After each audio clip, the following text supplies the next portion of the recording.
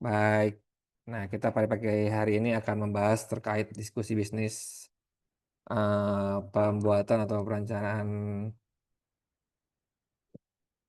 terkait apa rencana bisnis, penyusunan rencana bisnis dari KDMP dan KKMP agar apa namanya bisnis di KDMP dan KKMP ini dapat berjalan sebagaimana seharusnya. Di sini juga sudah ada Pak Endi dari tim Sakti. Apa sudah bisa join Pak Endi?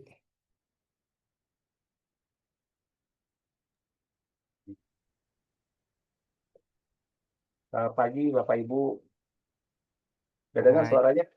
kita dengar Pak. Oke, baik, terima kasih. Ini Mas Sakti atau Mas siapa ini? Dias ini. Oh iya, saya Mas Dias Pak. Cek Ya, gitu. Bapak Ibu gimana? Apa kabar hari ini?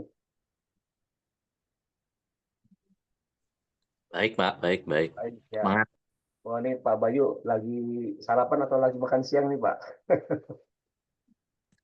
Sarapan, Pak. Diet ini, Sarapan, Pak. oke. Ya, sambil kita diskusi aja ya, diskusi santai. Mungkin saya izin ya, perkenalkan diri dulu. Saya namanya Andy, saya ada di PT Sakti sebagai direktur. Dan kemudian ini kesempatan berharga buat kita bersama ya, kita bisa bertemu.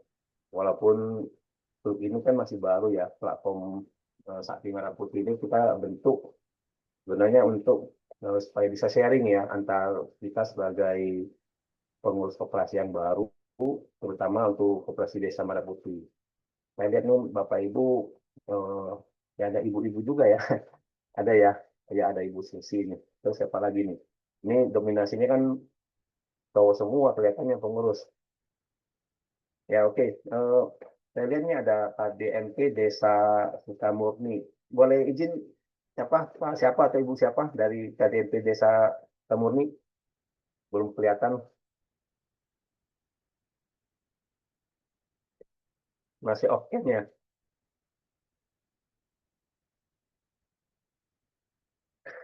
Oke baik kalau Pak. Jadi pagi ini kita ingin sharing sebenarnya. Kalau memang kita melihat ya di hampir semua grup KDMP yang di mana saya juga terlibat di dalamnya, hampir semuanya itu permasalahan utama di setiap koperasi itu adalah bagaimana menyusun eh, apa yang disebut sebagai business plan atau rencana bisnis. Karena KDNP ini dibuat lewat musyawarah desa yang tentunya ya difasilitasi oleh pemerintah setempat. Nah, kita melihat bagaimana model KDMP ini dibentuk di seluruh Indonesia jumlahnya hampir 80.000 lebih dan itu sangat banyak.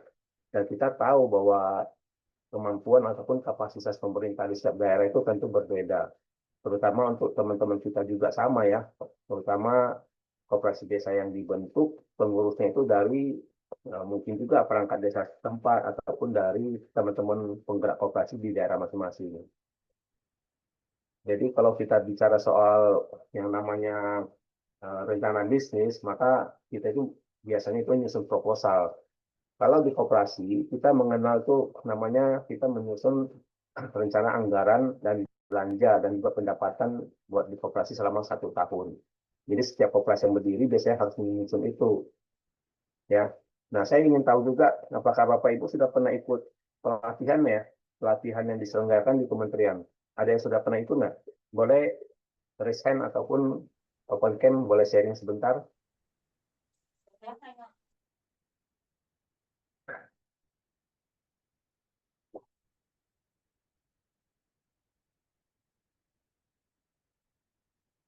Bagaimana Bapak Ibu?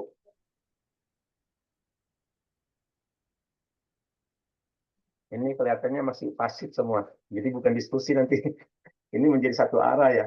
Jadi gini, Bapak Ibu, kalau bisa kita sharing ya. Jadi kita aktif, coba bisa open cam dan supaya kita bisa sharing, supaya tidak terkesan ini jadi webinar gitu. Ya kita maunya sharing sehingga kita sama-sama paham bahwa apa yang mau kita kerjakan barengan gitu. Kalau kita mau bicara soal membangun sebuah usaha, kita mau bikin namanya business plan, maka kita harus open camp sebenarnya ya. Dan kita harus praktek juga. Kalau tidak, nggak praktek, hanya mendengarkan saja, itu menjadi dongeng nanti, menjadi cerita. Ya, kita sama-sama bisa praktek nanti. Bapak Ibu pernah ikut ini seminar dari kementerian ya. Jadi bagaimana menyusun proposal bisnis ataupun bikin bisnis plan gitu. Ada yang sudah pernah? Silakan angkat tangannya. Atau belum? Belum ya. Ini coba saya boleh share screen dulu. Boleh jadikan co-host ya, Oh iya Pak, Mas ya.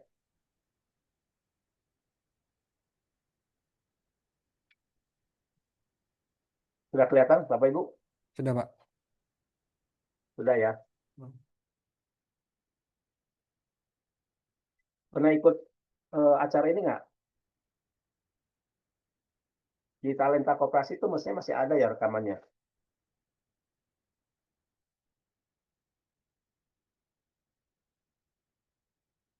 Ini ini kelihatannya masih semuanya masih pasif. Ini yang saya lihat open cam ini ada Pak Aam. Halo Pak Aam, bisa kita diskusi sebentar Pak Aam? Bagaimana pandangan Pak Aam terkait proposal bisnis seperti ini? Saya kebetulan belum Pak, belum pernah ikut pelatihan Belum ini. pernah ya. Ya, belum pernah. Dari Koperasi KDMP mana Pak? Saya mewakili KKMP Kelurahan Sidodadi, Kecamatan Wonomulyo, Kabupaten Polewali Mandar. Hmm. Kalau di koperasi sudah nyusun belum Pak proposal bisnisnya, gambaran ataupun rencana kerja Kebetulan kegiatan? saya bukan dari pengurus Pak, saya hanya dari apa kayak staf teknis aja gitu. Oh, staf teknis, oke. Kalau pengurusnya pernah nyusun nggak Pak? Kemungkinan sih sudah, karena ada kebetulan yang apa tuh, yang memang pernah mengelola BMT dan koperasi juga. Oke, Kemungkinan. kalau gitu sudah operasional Pak. Ya alhamdulillah sudah. Oke, bagus Sudah kalau walaupun begitu. ala kadarnya ya. Ya, mudah-mudahan Pak semuanya dimulai dari kecil Pak. Nanti mungkin setelah 5 tahun, 10 tahun juga akan besar. Oke, dari teman-teman yang lain, apakah ada yang bisa sharing? Silakan. Jadi di sini kita bukan mengajarkan bagaimana menyusun proposal bisnis, tapi kita ingin mengajak teman-teman untuk berdiskusi gitu, bagaimana kita menyusun proposal bisnis ini supaya KDMP kita bisa jalan ataupun koperasi kelurahan kita bisa jalan itu. Bagi yang belum ada, boleh kita diskusi. Kalau yang sudah ada seperti yang Pak Am ya bagus gitu, pengurus sudah siap dan sudah menyusun itu dan secara operasional koperasi bisa berjalan. Karena begini, kalau nggak ada proposal bisnis, baik kita bilang ada berapa macam ya, enam model bisnis ya yang diterapkan untuk Kopdef Merah Putih ini. Ada yang sembako, ada logistik, ada klinik dan sebagainya. Mungkin dari penyusunan proposal bisnis ini yang paling gampang adalah kira-kira apa, Bapak Ibu? Usaha sembako mungkin ya, sembako ataupun kelontong itu istilahnya ya, toko kelontong ataupun gerai sembako. Jadi menyediakan seperti kalau yang lebih modern ya kita bilang minimarket, modelnya seperti Alfamart, Indomart ataupun model apa ya, swalayan gitu ya. Itu yang lebih modern. Tapi kalau enggak ya berarti hanya sebatas toko ataupun bisa disebut di grosiran barangkali ya. Kalau koperasi nggak bergerak ke bidang grosiran, hanya sebagai toko biasa, rasanya itu tidak akan menguntungkan biasanya. Dan nanti justru akan bersaing dengan usaha-usaha UKM punya anggota. Jadi sebisa mungkin ketika kita mulai membangun ya, yang paling mudah itu adalah berbentuk gerai sembako ataupun kita sebut itu sebagai grosiran ya. Jadi kita bisa beli lebih banyak kemudian menjual kepada anggota ataupun UMKM di desa atau kelurahan kita. Barangkali seperti itu. Karena persaingan untuk sembako itu akan sangat ketat ya. Oke Bapak Ibu, kira-kira ada yang mau sharing lagi terkait rencana apa namanya penyusunan rencana bisnis ini? Boleh silakan. Di sini saya lihat ada Pak Fikri. Halo Pak Fikri, apa kabar? Mungkin boleh sharing.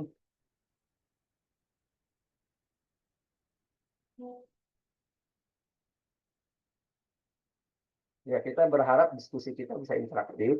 Kita ada waktu sekitar 1 jam ya, 1 jam sampai 1,5 jam. Barangkali ini hanya pembuka saja buat di kita. Mudah-mudahan nanti untuk acara interaktif seperti ini kita bisa mengadakan mungkin sebulan sekali ya kita sharing. Kalau di Sakti sendiri kan sudah ada beberapa program tuh pelatihan, ya workshop. Kemudian kita setiap bulan juga ada bincang-bincang sakti, webinarnya dan seterusnya.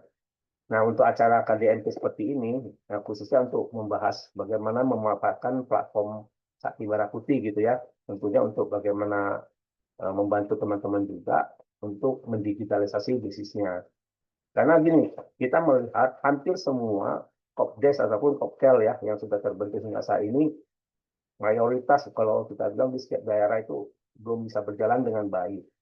Ya, kemudian ada tuntutan yang harus kita perhatikan bersama juga. Bisnis Kopdes atau Koptel ini kan diharapkan berjalan secara digital, ya harus ditunjang dengan sistem digital. Karena apa? Karena punya dashboard nanti di kementerian punya dashboard namanya satu kop ataupun one co-op itu yang akan menjadi dashboard yang bisa menampilkan gitu kinerja dari semua Kopdes atau Koptel. Tinggal sekitar 3 bulan 4 bulan lagi, ya mungkin 4 bulan ya. Sekarang kan September, Oktober, November, Desember, dan Januari. Januari Kopdes ataupun Kopkel, baik yang sudah berjalan usahanya ataupun tidak, pasti harus ada RAT. Nah, RAT itu apa yang mau dilaporkan? Kalau rencana bisnis sampai hari ini itu belum ada. RAT itu kan rapat anggota tahunan. Dan harus tutup buku. Nah, tutup buku Kopdes ataupun Kopkel ini bagaimana prosesnya? Ya tentu melalui proses semua anggota harus dikumpulkan, kemudian mempertanggungjawabkan apa yang sudah dijalankan selama 1 tahun ini ataupun berapa bulan ini ya sampai akhir tahun di 2025. Termasuk juga harus apa? Bapak Ibu sudah punya NPWP kan? Sudah belum? Punya NIB, punya NPWP. Harus lapor pajak. Konsekuensinya apa kalau nggak lapor pajak nanti? Itu kena denda. Dan itu juga ada sanksi pidana di sana. Ya, Bapak Ibu sudah tahu bahwa pembentukan KDMP atau KKMP ini kan ada instruksi presiden, ada peraturan menteri dan seterusnya. Jadi konsekuensi hukum ya itu harus kita perhatikan. Nah, kenapa kita perlu menyusun profesional bisnis secara komprehensif sebenarnya mulai saat ini? Bagi teman-teman yang kooperasinya sudah terbentuk tapi belum ada, ya kita diskusi. Kalau di grup-grup yang lain mungkin saja ya kalau kita melihat ada cukup banyak grup ya. Saya mengikuti hampir ada 10 grup tuh. Jumlahnya mungkin ribuan orang yang kemudian ya bisa saja ya anggota yang dari grup ini ada di grup lain dan seterusnya. Dan semuanya kelihatan eh, masih pusing gitu ya. Bagaimana menjalankan usaha ini dengan baik gitu. Saya juga terlibat sebenarnya di kementerian juga dalam hal untuk bagaimana kita membantu mempercepat proses adopsi teknologi. Karena menjalankan usaha saat ini tidak bisa lagi dengan cara-cara manual. Jadi kemudian ada yang namanya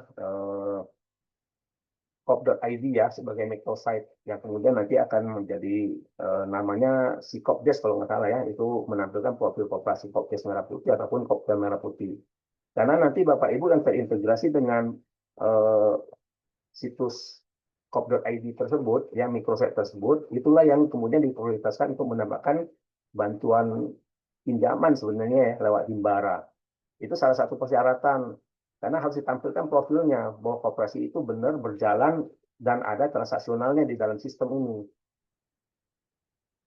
Jadi ketika kita nyusun proposal bisnis, kan tujuannya kan kita berpikir dengan adanya proposal bisnis, kita bisa mengajukan lewat Himbara. Nah, proses itu memang masih panjang sih. Sampai muncullah nanti berbagai aturan-aturan yang memang harus kita penuhi. Kalau proposal bisnis ini kita sudah bisa susun. Nah, kita boleh sharing sebenarnya pada hari ini ya. Kita boleh sharing ngobrol. Tapi kalau yang belum ada, ya kita juga diskusikan bagaimana kita menyusun. Karena cara menyusun proposal bisnis ini kan banyak ya. Nggak mesti harus dari kita saja. Saya nanti bisa tunjukkan beberapa cara gitu. Misalnya kita bantuan pakai ChatGPT misalnya ya, atau pakai Copilot. Mungkin Bapak Ibu juga sudah pernah menggunakan sistem AI seperti itu. Intinya adalah bahwa proposal bisnis ataupun bisnis plan ini sangat penting buat kita, terutama menjadi langkah awal kita menyusun bisnis buat di Kopdes ataupun Kopdes Merah Putih ini. Ya. Nah, saya ingin tunjukkan lagi satu slide-nya. Ini kelihatan slide-nya berubah. Ini jadi manual produk pembiayaan Himbara. Kelihatan? Sudah, Pak. Lihat, Pak. Kelihatan ya, oke. Nah, ini kemarin ada revisi kan, ya terkait bagaimana proses kalau kita mau mengajukan pinjaman ke Himbara. Nah, salah satunya tadi ya, proposal bisnis kita sudah susun, rencana bisnis kita sudah ada. Ya tentu nanti untuk pendanaan bisa dapat bantuan dari Himbara. Tapi proses ini juga nggak gampang. Bapak Ibu juga harus paham mengenai proses step by step-nya gitu. Ya, ini kita lihat bagaimana dokumen ini, ataupun Bapak Ibu sudah dapat dokumen seperti ini. Nah, ini harus dipelajarin. Proses proposal bisnis kita nanti juga harus diajukan lewat kepala desa ataupun kelurahan sampai ke wali kota atau bupati. Harus diketahui gitu. Baru kita bisa proses ini ke Himbara. Nah, untuk sampai ke tahap itu juga kita perlu effort dan perlu usaha sebenarnya. Nggak bisa hanya kita nyusun proposal udah selesai, langsung ajukan ke Himbara, langsung cair. Itu sesuatu yang tidak mungkin. Jadi proses itu masih cukup panjang. Kita punya waktu 3 bulan atau 4 bulan ini untuk mengejar apa? Mengejar untuk buku tahunan gitu, mengejar RAT juga. Bapak Ibu harus pikirkan itu. Karena ada konsekuensi hukumnya, kita bilang. Konsekuensinya apa? Kalau tidak melakukan RAT, itu pasti akan cacat hukum. Koperasi itu harus RAT gitu setiap tahun. Ya, harus ada laporannya. Nanti di microsite yang ada di Kemenpot itu harus tercatat Bapak Ibu menjalankan RAT. Mungkin di Januari atau Februari. Mungkin juga serentak nanti. Seluruh harus serentak menjalankan RAT itu, katakan dalam waktu 3 bulan, Januari, Februari, Maret. Ya, bagi koperasi yang sudah pernah ya menjalankan usahanya, mungkin nggak terlalu masalah. Tapi bagi yang baru mau mulai, itu yang tentu jadi masalah besar. Kita tidak bisa bilang ini ya cuek aja deh, misalnya seperti itu. Nggak bisa. Ini sudah menjadi tanggung jawab hukum kita, apalagi kalau kita tercatat sebagai pengurus ataupun pengawas di Kopdes ataupun Koptel ini. Ya, ini prosesnya seperti ini ya. Ini sebenarnya ada di bisnis plan kita ataupun di proposal bisnis. Jadi marketnya siapa, ya target marketnya siapa, tugas tanggung jawab dan seterusnya. Nah, ini bagian dari apa yang harus tercantum pada proposal bisnis, apa yang ada di bisnis plan kita. Ya. Nah, ini seperti contoh kriteria penerimaan pinjaman. Nomor induk koperasi harus ada, rekening bank. Ya, Bapak Ibu mungkin sudah buka rekening bank ya, rekening bank apa misalnya di BRI. Yang paling banyak BRI sama BNI yang saya tahu. Ya, dua bank ini yang ada kerjasama langsung kepada koperasi ataupun UMKM biasanya. Ya. Nah, kemudian apalagi ada NPWP dan sebagainya harus lengkap. Ya, proses ini nanti setelah lengkap dalam bentuk proposal itu akan diminta persetujuan dari kepala desa, kelurahan, ataupun nanti harus sampai ke wali kota. Jadi cukup panjang juga prosesnya. Ya, selain bisnisnya harus layak, bisnisnya juga harus bisa berkelanjutan, bukan cuma di atas kertas gitu. Nah, kalau kita bicara target market kita di KDMP atau KKMP itu siapa? Itu pasti masyarakat desa ataupun masyarakat di kelurahan kita. Itu udah pasti. Nah, pertanyaannya kemudian, apakah Bapak Ibu sampai hari ini sudah punya anggota? Coba, ada yang anggotanya di atas 100 orang, ada nggak? Saya ingin tahu, boleh sharing Bapak Ibu? 100 orang, ada nggak? Mungkin bisa sharing. Saya kira Ya, ada 200 lebih, ya, 203. Pak Am ada 200 ya. Oke, 200. Kalau di desa Pak Am ada berapa orang, Pak? Masyarakat berapa keluarga? Kalau warga banyak karena ini kelurahan ini besar. Besar, Jadi Pak ya. kita cuma baru 203 Oke, kalau tidak baru salah. 200. Ada 1000 kakak, Pak? Ada. Oke. Nah, kalau ada 1000 kakak atau 2000 kakak itu udah potensi market namanya. Market yang punya potensi untuk bertransaksi dengan koktelnya. Tapi pertanyaannya, bagaimana mereka trust, mereka percaya pada koperasi desa ataupun koperasi kelurahan ini? Bagaimana kita bersaing dengan yang katakanlah gerai-gerai ataupun toko-toko kelontong ataupun minimarket yang sudah ada pada saat ini? Itu kan pertanyaan lanjutan ya. Kita punya proposal bisnis yang kita susun, kalau tidak bisa bersaing dengan yang existing yang sudah ada, itu tentu menjadi pertanyaan juga buat bank, ya kan? Kita mau ajukan berapa? 1 miliar. 1 miliar itu bisa nggak untuk 1000 kakak, untuk 2000 kakak? Bagaimana bersaing dengan mereka yang sudah ada, yang punya toko dan seterusnya? apakah nanti usaha koktel ya, koperasi kelurahan ini bisa mematikan usaha UKM-UKM yang lain misalnya. Itu juga menjadi pertimbangan di perbankan sebenarnya ketika mencarikan kredit. Nah, ini panjang kalau kita bilang. Tapi setidaknya kalau sudah ada proposalnya, itu menjadi bahan acuan kita untuk belajar gitu ya, berevaluasi, melakukan evaluasi. Nah, untuk teman-teman yang lain bagaimana? Bagaimana dengan market kita? Saya melihat di sini ada Pak siapa lagi? Yang mungkin bisa sharing, Pak, silakan. Ibu Susi, KKMP, dari KKMP mana ini? Karang apa? Karang Besuki, Pak. Oh iya, Karang Buku. Ya, Silakan, mohon Bu maaf, Susi. belum bisa on cam, masih Oke. ada acara. Oke, baik. Iya, di KKMP saya masih belum sampai 100. Jujur masih sulit untuk sosialisasi ke masyarakat gitu, karena kebanyakan mereka nyarinya simpan pinjam gitu, Pak. Jadi saya arahkan mereka kalau mau simpan pinjam, kita punya juga Kopwan gitu kan. Jadi kita bersinergi dengan, jadi KKMP bersinergi dengan Kopwan seperti itu. Kalau tentang proposal bisnis belum pernah bikin. Kemarin juga ada dari Pak Distributor LPG datang survei, itu kami sama sekali belum tertarik ya untuk ke sana gitu, karena melihat dana yang ada juga kami masih berpikir ya untuk kalau misalnya kemarin itu yang saya putuskan, kalau misalnya diberi pinjaman dulu gitu LPG-nya misalnya 20 tabung gitu nggak apa-apa gitu, tapi mereka kan nggak mungkin juga memberikan seperti itu. Jadi ini menarik sekali pelatihan hari ini, insya Allah kalau bisa minta materinya dikirim, Pak. Ya, oke. Terima kasih, Bu Iya. Susi. Terus Ya, nanti ini kita sharing ya. kalau tadi kan Bapak sampaikan apakah kita bisa bersaing dengan market yang ada di sekitar gitu. Kalau kami itu berpikirannya seperti ini. Yang sedang kami rencanakan, ini baru rencana, kami tuh akan mengajak mereka toko-toko kecil di sekitar KMP itu untuk mengambil ke kami gitu. Jadi insya Allah distributor besarnya kami, terus nanti kami supply ke mereka gitu. Kalau mematikan itu rasanya jangan sampai keberadaan KKMP itu mematikan warung-warung kecil di sekitar kami gitu. Gitu aja sih. Terima kasih. Ya, terima kasih Bu Susi. Memang betul sih. Jadi kalau keberadaan KKMP atau KGMP itu justru mematikan usaha sekitar, maka kita salah, ya gitu ya. Nah, tujuannya memang harusnya kita itu menjadi distributor ataupun yang satu level di atas mereka. Seperti tadi yang saya sebutkan bahwa mungkin kita bentuknya usaha grosiran dan sebagainya. Bagaimanapun juga UKM yang ada di sekitar kita itu adalah anggota kita, karena mereka adalah warga desa atau warga kelurahan kan. Kecuali mereka itu pendatang gitu. Tapi hampir semua saya pikir ya di kelurahan ataupun desa, warga yang jualan itu adalah warga kita. Jadi mereka itu sebenarnya menjadi bagian dari KKMP ataupun KDMP. Nah, apa menjadi tugas kita sebenarnya di KKMP ataupun KDMP terkait penyusunan proposal bisnis? Mereka yang sudah punya usaha, UKM-UKM itu harus kita rangkul.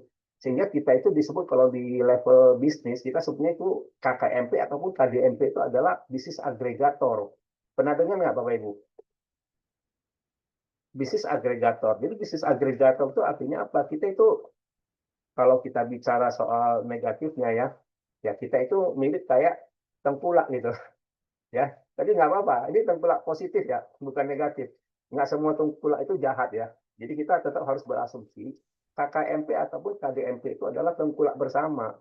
Nggak apa-apa, itu dalam arti positif. Tengkulak itu pengumpul ya. Pengumpul artinya semua usaha itu kita kumpulkan menjadi satu kekuatan bersama. Kalau kita ibaratkan misalkan UKM itu adalah lidi kan gitu ya.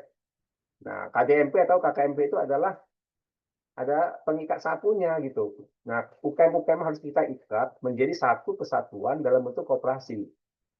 Jadi tadi Ibu Susi udah betul.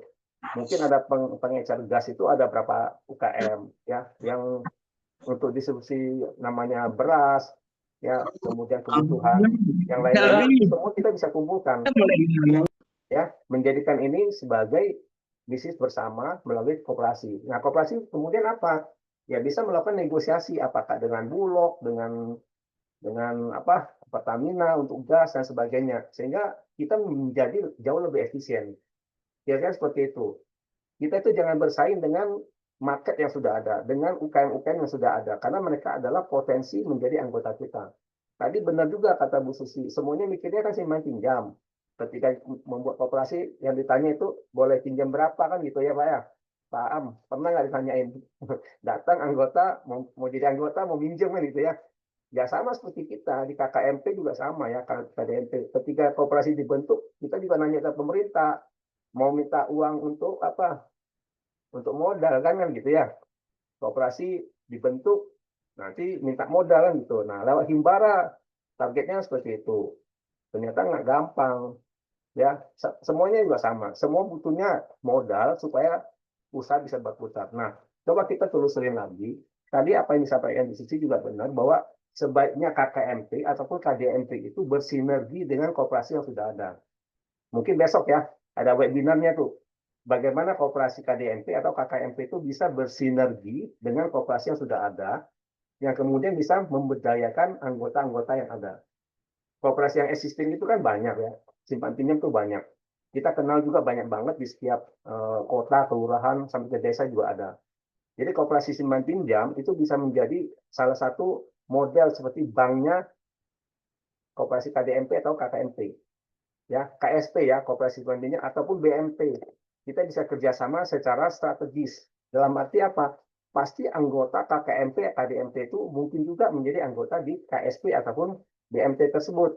Jadi harus ada kerjasama antar koperasi. Ada nggak peraturan menteri, ada nggak undang-undang tentang ini? Ada. Caranya banyak itu. Apakah dengan penyertaan modal, dengan dana kerjasama, dan sebagainya, itu banyak modelnya. Jadi artinya apa? Proposal bisnis yang kita susun nggak mestinya harus ke perbankan, tapi bisa kepada koperasi existing. Mungkin nanti untuk Bu Susi ya di KKMP-nya bisa nyusun proposal bisnis yang kemudian ditawarkan pada Kokwan. Kokwan itu mungkin awalnya kan dibangun juga lewat arisan ibu-ibu gitu ya, arisan keluarga, kemudian arisan di RT, RW, kemudian kelurahan dan seterusnya. Mulai dari arisan, nanti dengan sistem tanggung renteng dan seterusnya, itu juga bisa diterapkan. Banyak model sebenarnya. Mungkin seperti itu ya Bu Susi ya. Jadi kerjasama dengan proposal bisnis yang nggak mesti harus ke perbankan. Bisa juga dengan koperasi. Ya. Iya, tapi kalau Kopuan di kami itu sudah ini Pak, sudah apa namanya? sudah punya kayak kita gitu, kayak KKMP sudah berbadan hukum. Berbadan hukum ya. Jadi jadi bukan dari arisan gitu. Ya, Terbentuknya kan memang sudah besar Bu. Ya. Koperasi. Iya. Betul. Iya, makanya saya juga ngobrol sama teman-teman pengurus yang lain. Kita kalau bisa kita bekerja sama gitu ya dalam segi misalnya dalam segi modal misalnya seperti itu. Karena kan mereka di Kopuan itu ada suntikan dana kalau saya nggak salah. Betul. Bisa Kopuan itu minta ke LPDB Bu. Oh gitu. Ya, lembaga dana bergulir Kemenkop itu bisa disalurkan ke Kopuan, kemudian dari Kopuan baru ke KKMP. Itu bisa lewat jalur seperti itu. Cara-cara seperti itu udah bisa diterapkan karena ada peraturan menterinya. Nggak mesti harus KKMP yang mengajukan sendiri langsung ke lembaga yang resmi. Karena KKMP kan belum punya... siap. Ya. Makasih Pak masukannya.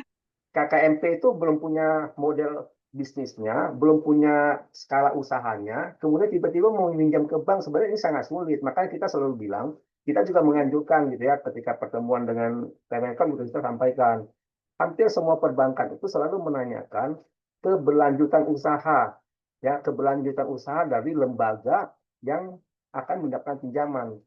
Kalau kita tidak bisa meyakinkan pihak perbankan dengan proposal yang katakanlah dibuat oleh seorang doktor ataupun apa, itu tetap aja nggak mungkin. Karena kalau kita sendiri misalnya ditanya, calon anggota KKMP ini ada berapa orang? 1.000 orang, 2.000 orang. Kapan bisa mencapai 1.000 orang atau 2.000 orang? Kita nggak punya target misalnya. Kita nggak punya tenggat waktunya. Artinya gini, bisnis itu kan selalu ada terminnya ya, ada stepnya. tadi kalau Pak Am bilang ada 100 anggota, 2 orang sekarang. Tapi potensinya bisa 1.000 atau 2.000. Pertanyaannya, 1.000, 2.000 orang itu bergabung di koperasi itu kapan? Sehingga kita layak mendapatkan yang namanya modal 1 miliar misalnya. Itu selalu akan ditanyain. Kalau kita nggak bisa jawab, ya nggak mungkin kita bisa menyusun proposal bisnis yang bisa meyakinkan pihak lain. Trust itu nggak ada. Trust itu kan sangat mahal. Bagaimanapun juga perbankan walaupun dananya itu APBN, tetap menjadi tanggung jawab akan dikembalikan kepada pemerintah. Jangan sampai terjadi kredit macet di KDMP atau KKMP ini. Kan kira-kira seperti itu. Nah, apa yang disampaikan Bu Susi, ketika kolaborasi itu bisa dijalankan antara KKMP dengan Kopwan misalnya, karena sama-sama sudah punya badan hukum, itu justru akan lebih bisa disinergikan. Apa yang tidak dijalankan oleh Kopwan, bisa dijalankan oleh KKMP misalnya. Itu harus kita perhatikan. Nah, kalau soal permodalan, itu karena mungkin saja anggotanya itu akan beririsan ya. Anggota Kopwan juga pasti adalah warga desa atau warga kelurahan yang juga bergabung di KKMP. Ya, cobalah bikin bisnis yang tidak tabrakan. Misalnya apa? Apakah ada bisnis apotik obat misalnya ya? Kemudian kalau tidak ada, bikinlah misalkan klinik misalnya. Klinik apa yang dikerjasamakan dengan Kopwan? Ya pasti dong ibu-ibu pasti akan ke klinik kecantikan misalnya seperti itu ya. Bikin salon misalnya. Ya itu KKMP bisa menjalankan. Tapi apakah Kopwan punya itu? Oh, kalau misalnya Kopwan tidak punya, mungkin KKMP bisa buka. Ya, buka model-model bisnis seperti itu. Nah, ini kerjasama. Kita melihat potensi yang ada, bukan saja dari sisi kita sebagai pengurus yang existing ini gitu, tapi kita melihat market gitu. Kebutuhan market kita apa sih yang bisa kita kolaborasikan juga dengan berbagai pihak, kemudian membangun market tersebut. Ya, kira-kira seperti itu. Nah, ini kembali lagi ke model bisnis ataupun apa yang mau kita susun dalam proposal. Kalau kita lihat, ya, seperti ini. KKMP dan KDMP baru, ketika kita mengajukan proposal ke perbankan, yang jadi perhatian itu ini, tidak termasuk BHN dalam 1 tahun. Jadi ini ada slip-nya, terutama pengurus ataupun pengawas. Pengurus-pengawas pernah nggak punya slip yang dalam tanda kutip kurang bagus loh. Slip itu kan ini ya, kayak day checking-nya gitu. Pernah nggak terlibat dalam kredit macet misalnya. Ini salah satu yang kita lihat kalau di desa, di kelurahan itu kebanyakan kita itu kadang nggak tahu gitu bahwa misalnya dapat bantuan KUR, dapat bantuan dari pemerintah, dapat ini ya PNM misalnya. Itu sebenarnya kita itu diukur kalau kita nggak pernah mengembalikan pinjaman walaupun pinjaman lunak dan sebagainya, itu udah masuk ke dalam sistem ini. Kita itu kayak udah di blacklist. Ini mesti hati-hati. Ya kita nggak tahu orang ya, kita nggak tahu seluas begitu ya Indonesia itu 80.000 koperasi merah putih yang dibentuk. Apakah pengurus pengawas itu pernah nggak diperiksa? Kalau memang belum, ya memang itu sangat resiko. Makanya kita bilang nggak semua KKMP atau KDMP itu bisa mendapatkan pinjaman. Karena harus ada proses ini. Ini kan pengurus pengawas kan tercatat di dalam akte. Dan ketika ada slip yang kurang bagus dari pengurus atau pengawas, maka itu bagaimana? Ya terpaksa harus ganti. Kalau ganti bagaimana? Ganti berarti dari sisi akte harus ganti. NIB juga akan berubah. Bagaimana NPWP yang bertanggung jawab juga harus berubah. Nah itu panjang urusannya gitu loh. Ya, makanya kita bilang ketika menjalankan satu usaha, ya kita mesti harus hati-hati juga, harus prudent gitu. Ya, menjalankan bisnis itu harus prudent. Bisa nggak orang ini? Kira-kira ada nggak pengecekan terhadap background-nya dan seterusnya. Nah, kita nggak tahu. Nah, ini menjadi salah satu kriteria yang sangat penting kalau kita mengajukan pinjaman ke bank. Walaupun katakanlah Bank Himbara ditunjuk pemerintah harus menyalurkan gitu. Nah, kata harusnya itu tentu kan harus merujuk pada ini. Ini yang kita nggak bisa ngecek. Ini harus lewat perbankan. Ya, slip ini lewat perbankan. Jadi B dan C itu ini harus benar-benar kita teliti. Kalau tidak, mau pinjaman 10 juta juga nggak mungkin cair. Termasuk kepada LPDB juga sama, akan diperiksa. Proposal bisnis kita bagus, ya. Pasar kita bagus, anggota kita banyak. Tapi kalau hasil pengecekan slipnya ini jelek, 1 orang saja jelek, itu bisa jadi di cancel semua. Ya. Nah ini proses. Oke. Nah, ini limit kredit misalnya kan katanya sampai 3 miliar bisa 5 juta untuk modal kerja. Nah, ini proses lah. Tapi saya pikir ketika kita sanggup misalnya ya punya anggota 1.000-2.000 orang, mungkin kita bisa dapat 1 miliar ya, 500 juta sampai 1 miliar. Karena untuk 1.000 orang. Tapi kalau kita masih 100-200 orang, mungkin kalau saya menyarankan lebih baik kita jangan minjam dulu, tapi kita kerjasama dengan koperasi yang existing sekarang ini. Supaya apa? Supaya benar-benar maksimal. Kalau misalnya kita masih mengejar calon anggota, mendaftar ya, buat warga desa atau warga kelurahan itu mendaftar ke Kopdes atau Kopkel kita usahakan semaksimal mungkin. Ketika kita sudah mendapatkan anggota 1.000-2.000 orang, baru kita bilang bisnis ini layak untuk dapatkan pinjaman. Kalau tidak, lebih baik kita menghimpun yang namanya menghimpun simpanan pokok ataupun simpanan wajib dulu. Dan juga kerjasama dengan koperasi yang sudah ada. Ya, kira-kira seperti itu kalau menurut saya, pandangan saya, pengalaman ketika kita melihat ataupun bekerja sama dengan operasi yang ada saat ini. Ini ada satu proses, mau nggak mau memang kita harus hadapi nanti ya, Bapak Ibu yang sudah punya Kopdes atau Kopkel, yang biasanya terbentur dengan permasalahan modal, ya apapun juga yang harus kita lakukan ya tentu kolaborasi lah, ya kita bisa sharing. Oke, sampai di sini kira-kira ada yang mau kita diskusikan dulu? Bapak Ibu mau menyampaikan apa? Silakan. Sebelum kita masuk ke dalam praktek ya, bagaimana kita nyusun proposal bisnis yang ringkas itu, yang simple. Kita minta bantuan dari AI gitu ya, dari ChatGPT ataupun dari Copilot. Silakan.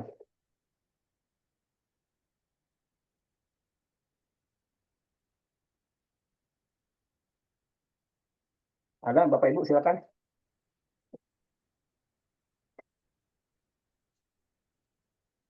Baik, Bapak Ibu bisa langsung menyalakan mic-nya saja. Kita karena ini kan kita ruang diskusi bebas, Bu ya. Jadi bisa langsung saja apabila ada yang ingin di-sharing terkait KDP. Nah, Bu Sisi lagi nih. Saya, Pak. Gimana Bu Sisi?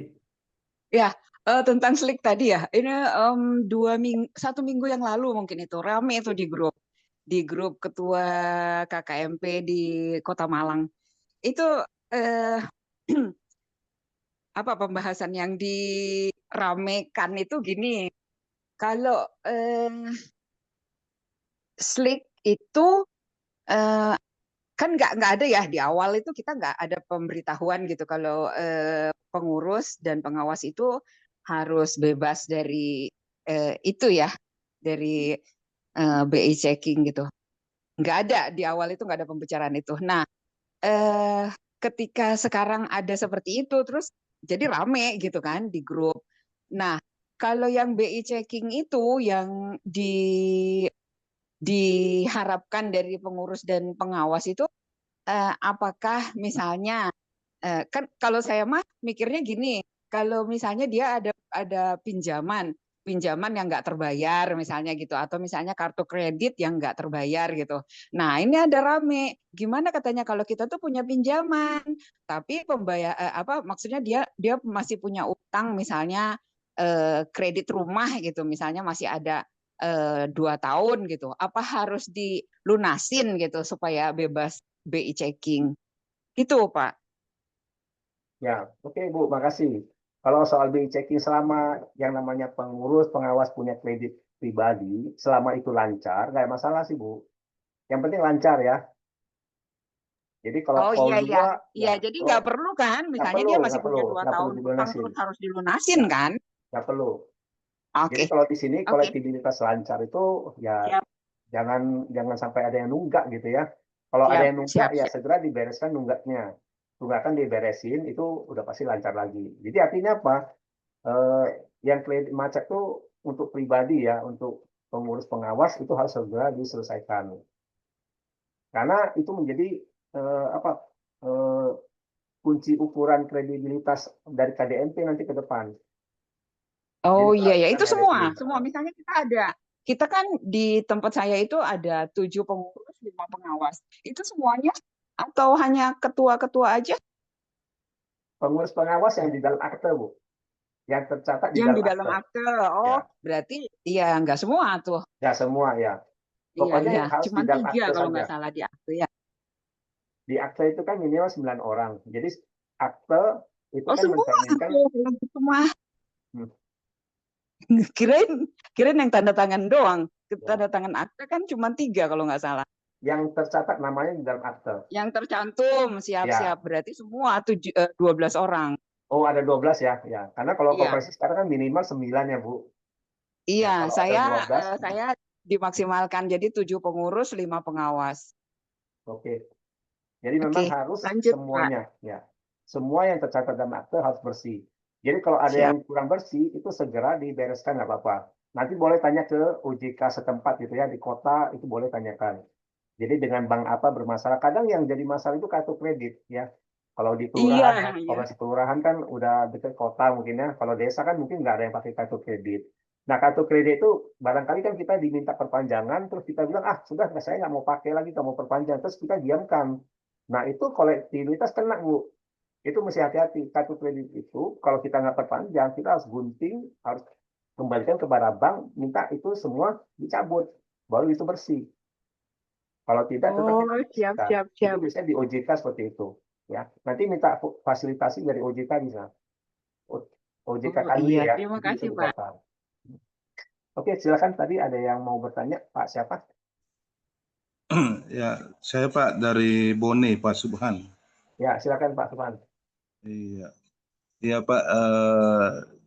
Dengan adanya aturan yang kita baca sekarang, memang sepertinya pengurus KDMP, KKMP itu harus putar strategi.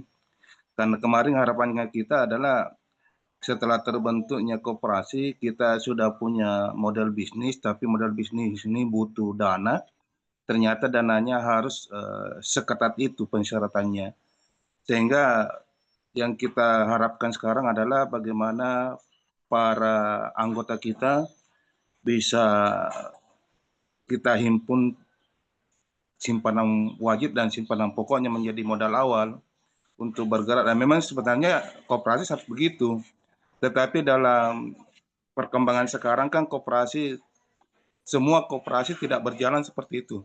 Bahkan di luar dari KDMP dan KKMP itu, mereka seandainya bukan simpan pinjam, mereka tidak akan tertarik menjadi anggota. Itu fakta di lapangan. Sehingga sekarang mungkin butuh pelatihan-pelatihan buat pengurus itu, bagaimana membuat kegiatan-kegiatan bisa menghimpun anggota sebanyak-banyaknya. Dengan anggota sebanyak-banyaknya, seperti penjelasannya tadi pemateri, bahwa itu akan menjadi aset kita.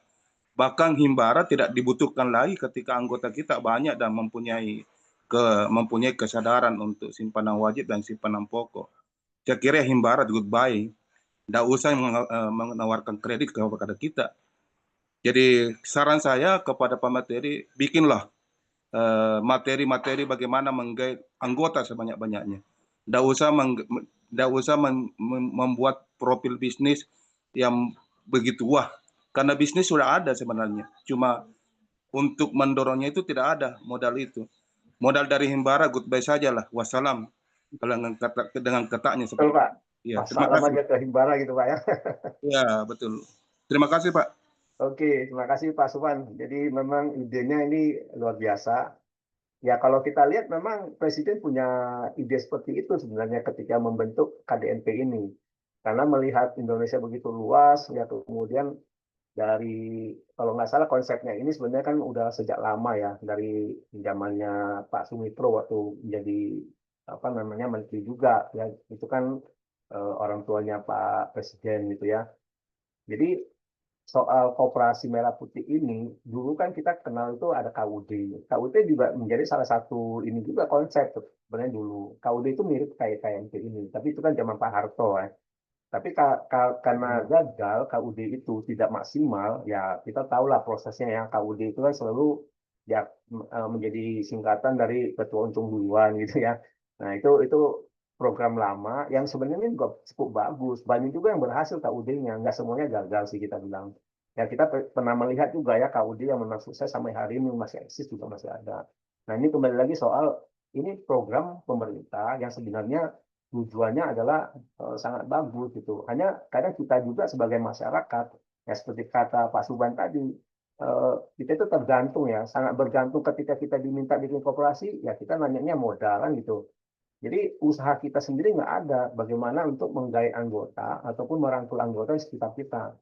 Kita bikin koperasi, tapi kita sendiri tidak terlibat di dalamnya. Dalam arti apa? Bagaimana mengenalkan potensi koperasi kita kepada yang lain. Nah, saya juga ingin tahu nih, Pak Supan mungkin boleh di Sulsel gitu Pak ya. Iya, Apa Pak. nih potensi di sana Pak? Potensi di daerah sana itu ada apa Pak? Sebenarnya di sini potensinya banyak, Pak. Artinya mulai dari bisnis digital sampai dengan potensi alam banyak. Hanya saja memang dari diskusi-diskusi grup ketua itu hanya terkendala daripada permodalan. Nah, permodalan itulah yang menjadi pemikiran kita para pengurus. Bagaimana mempunyai modal dengan cara itu tadi, ya menyadarkan ke anggota, tapi kalau anggota belum sadar itu yang membuat stagnan kerja koperasi. Karena kalau saya sih Pak, terus terang setelah melihat persyaratan seperti ini, saya tidak pernah berharap lagi untuk dapat himbara. Bukan saya bilang apa ya, kalau saya sih sebenarnya kalau memang ini program nasional, himbara itu kalau bisa ya, contohnya BI checking itu tidak usahlah dimasukkan, karena itu kan berjamaah. Kalau berjamaah itu kalau kita bahasa agamanya itu, kalau kita sholat berjamaah, kalau ada satu orang tidak sempurna kan biasa diterima semua Pak oleh Allah. Karena keberjamaahnya itu. Tapi di sini satu orang yang bermasalah menjadi problem buat pengurus. Mestinya itu jadi persyaratan untuk menjadi pengurus kemarin. Karena kalau itu ada dan kita mau tanggung kreditnya satu orang, itu jelas mustahil Pak untuk diselesaikan. Jadi untuk sementara sekarang saya kira harus ada terobosan yang tentang BI checking ini harus dipertimbangkan lagi lah dalam persyaratan. Kalau yang lain-lain itu ya tidak ada masalah, tapi yang BI checking ini kita tidak tahu karena termasuk pinjol itu kan menjadi catatan BI checking. Nah, padahal sekarang kan ramai pinjol-pinjol itu. Ya, terima kasih Pak. Ya, betul Pak. Jadi memang ini kan persyaratan umum ya kalau di bank. Jadi Ya, kalau termasuk juga bank syariah Pak. Jadi ya, SLIC ini menjadi salah satu ukuran yang paling penting ketika satu noda ini gitu ya, satu tetes nilai ini yang menghancurkan. iya, iya, Ya, betul. kita bilang kita yang bagus ya karena satu orang menjadi jelek gitu. Itu juga sangat jadi problem kita lah ya. Oke, terkait tadi apa yang dari Pak Suwan sampaikan, memang kita harusnya memang menggait anggota ya. Artinya kita merangkul semua anggota yang ada di sekitar kita. Terutama kalau Kopkel ya, Koperasi Kelurahan kan nggak terlalu apa namanya masyarakat semuanya kan sudah punya pekerjaan, ya punya usaha barangkali.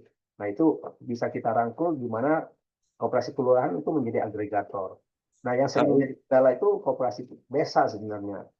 Izin Desa itu Bapak, punya potensi. izin.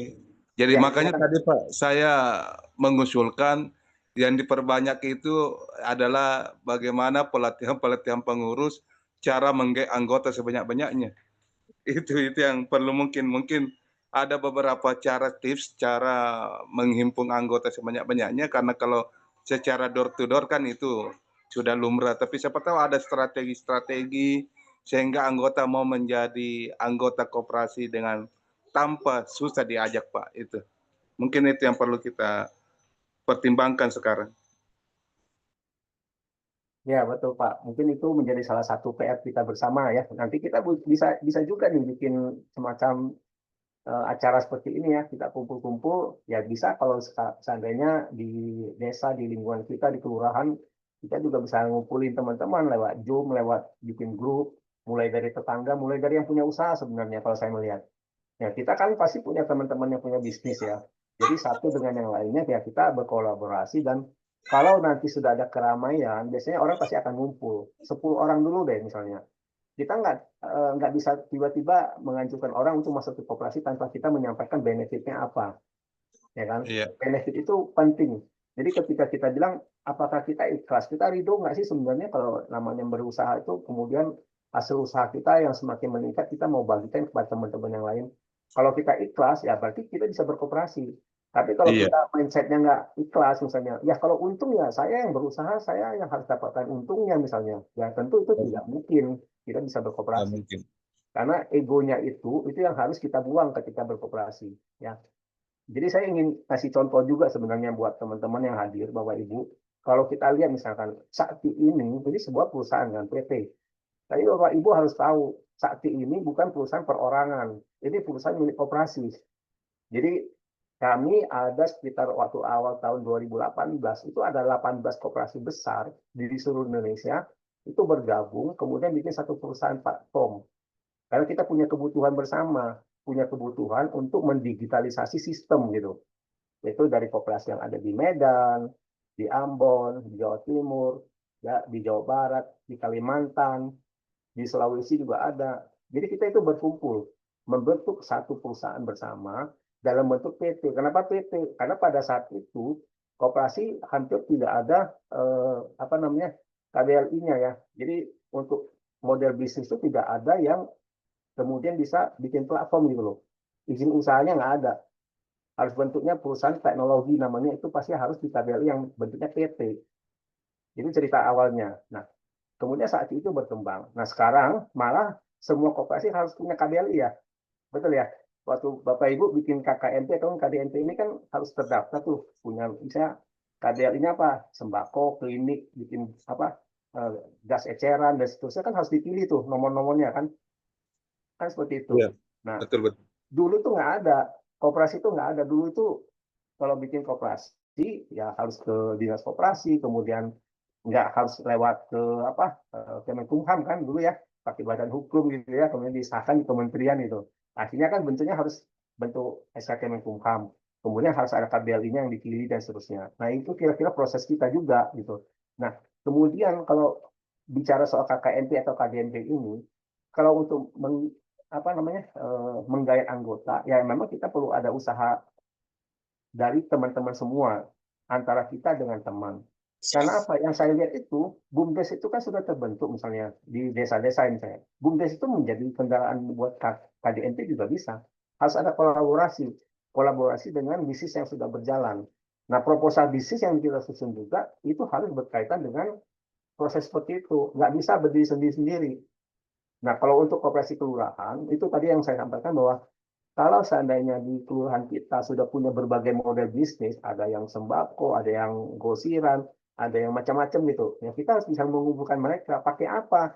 Ya pakai cara untuk ngumpul ya seperti kita musdes gitu ya. Kalau kita bilang musyawarah desa atau kalau di kelurahan ya kita pakailah aula di kelurahan. Ada nggak aulanya? Ada nggak kantor kelurahan? Ya kita bisa ngumpul-ngumpul bareng gitu. Mintalah dari kelurahan memfasilitasi supaya apa? Kalau kita ngumpul-ngumpul, namanya kalau kita bersilaturahmi ngumpul-ngumpul itu pasti ada muncul ide bisnis baru sebenarnya ya, bisnis yang bisa kita kerjakan. Kalau kita jarang berkumpul, ya pasti nggak akan muncul bisnis kan seperti itu. Ya, jadi mau nggak mau ya kita memang harus kumpul. Mungkin mulai dari 5 orang, 10 orang. Kalau ini menjadi model semacam nanti ke depan jadi arisan juga itu nggak apa-apa. Arisan itu kan sebenarnya mengumpulkan modal bersama, walaupun tidak resmi ya, bukan koperasi. Tapi saya pikir Kopdes itu bisa juga dengan model arisan seperti itu, yang kemudian dananya dipakai di Kopdes ataupun di Kopdel itu. Kalau kita diminta untuk namanya ngumpulin simpanan pokok, simpanan wajib itu nggak susah, ya modalnya kita gantilah menjadi model arisan. Arisan itu lebih terbiasa kan, karena arisan itu dari orang-orang yang kita kenal biasanya. Ya kita bikin arisan, kemudian dengan sistem bagi hasil lewat si koperasi. Ini bukan simpan pinjam, ya ini arisan model yang lebih kita bilang lebih tradisional ya daripada sekedar simpan pinjam. Tapi dengan konsepnya bagi hasil lewat operasi misalnya, itu juga bisa kita terapkan menghimpun dana di sana, tapi lewat arisan. Ya kira-kira seperti itu. Oke, nanti sebelum masuk ke ini ya model bisnis ya. Oke, ada Pak Yadi nih. Silakan Pak Yadi kalau mau ikut sharing, silakan. Ya, terima kasih moderator. Perkenalkan saya Yadi dari Kota Banjar. Pertama, ini saya cukup apresiasi berkaitan dengan Zoom kali ini ya. Ini sangat penting, materi juga diketahui oleh para teman-teman pengurus koperasi Merah Putih. Nah, yang pertama tadi berkaitan dengan keanggotaan gitu kan, ada saran dan sebagainya. Sebenarnya ya saya dari dulu waktu zaman mahasiswa juga aktif di koperasi mahasiswa gitu, dan memang problem di koperasi masalah koperasi itu adalah masalah sistem yang memang saya pikir ini perlu juga menjadi pemikiran bersama. Kenapa sekarang banyak koperasi yang apa eh, eh,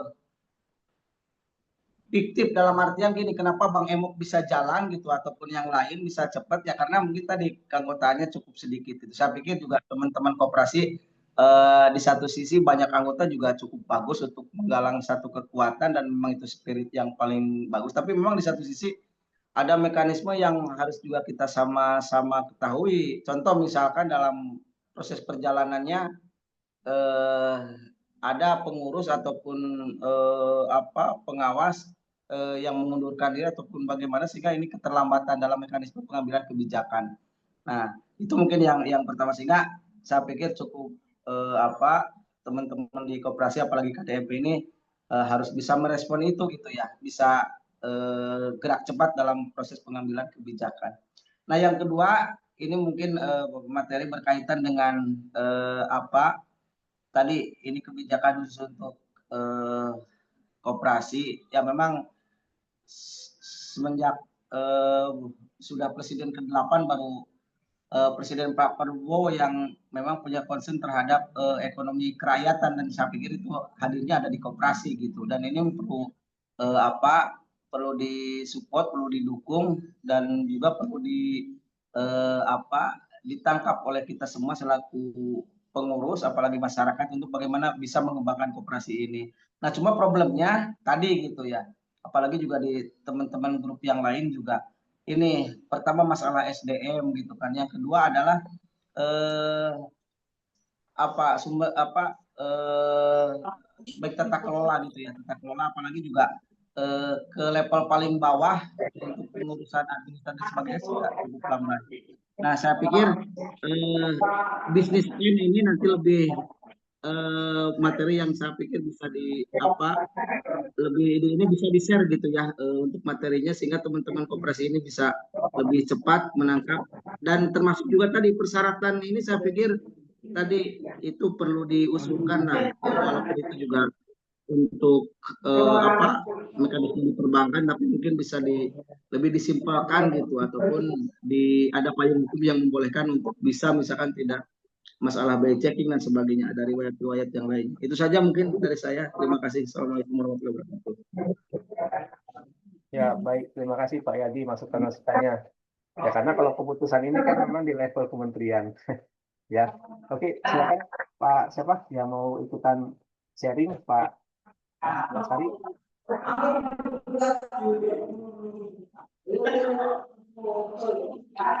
Oke, masih ada? Kalau tidak kita coba masuk ke pembahasan ini ya, bagaimana kita menyusun bisnis plan itu. Ini nggak terasa nih, sharing kita ngobrol-ngobrol begini juga 1 jam. Masih ada? Silakan. Kalau nggak ada, saya izin ini saya tutup dulu. Bahan ini sepertinya sudah pernah di-sharing dari grup ya, di grup-grupnya pendamping Koperasi Merah Putih ataupun yang lainnya. Mungkin nanti teman-teman dari tim Sakti bisa bantu sharing juga ya.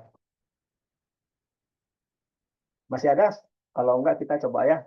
Saya ingin mengajak Bapak Ibu untuk melihat bagaimana untuk menyusun proposal bisnis plan ya dengan cara yang lebih sederhana. Walaupun ini mungkin jadi kerangka berpikir kita, tapi setidaknya bahwa dengan bantuan model AI ya, jadi model-model ini bisa membantu kita menyusun gitu.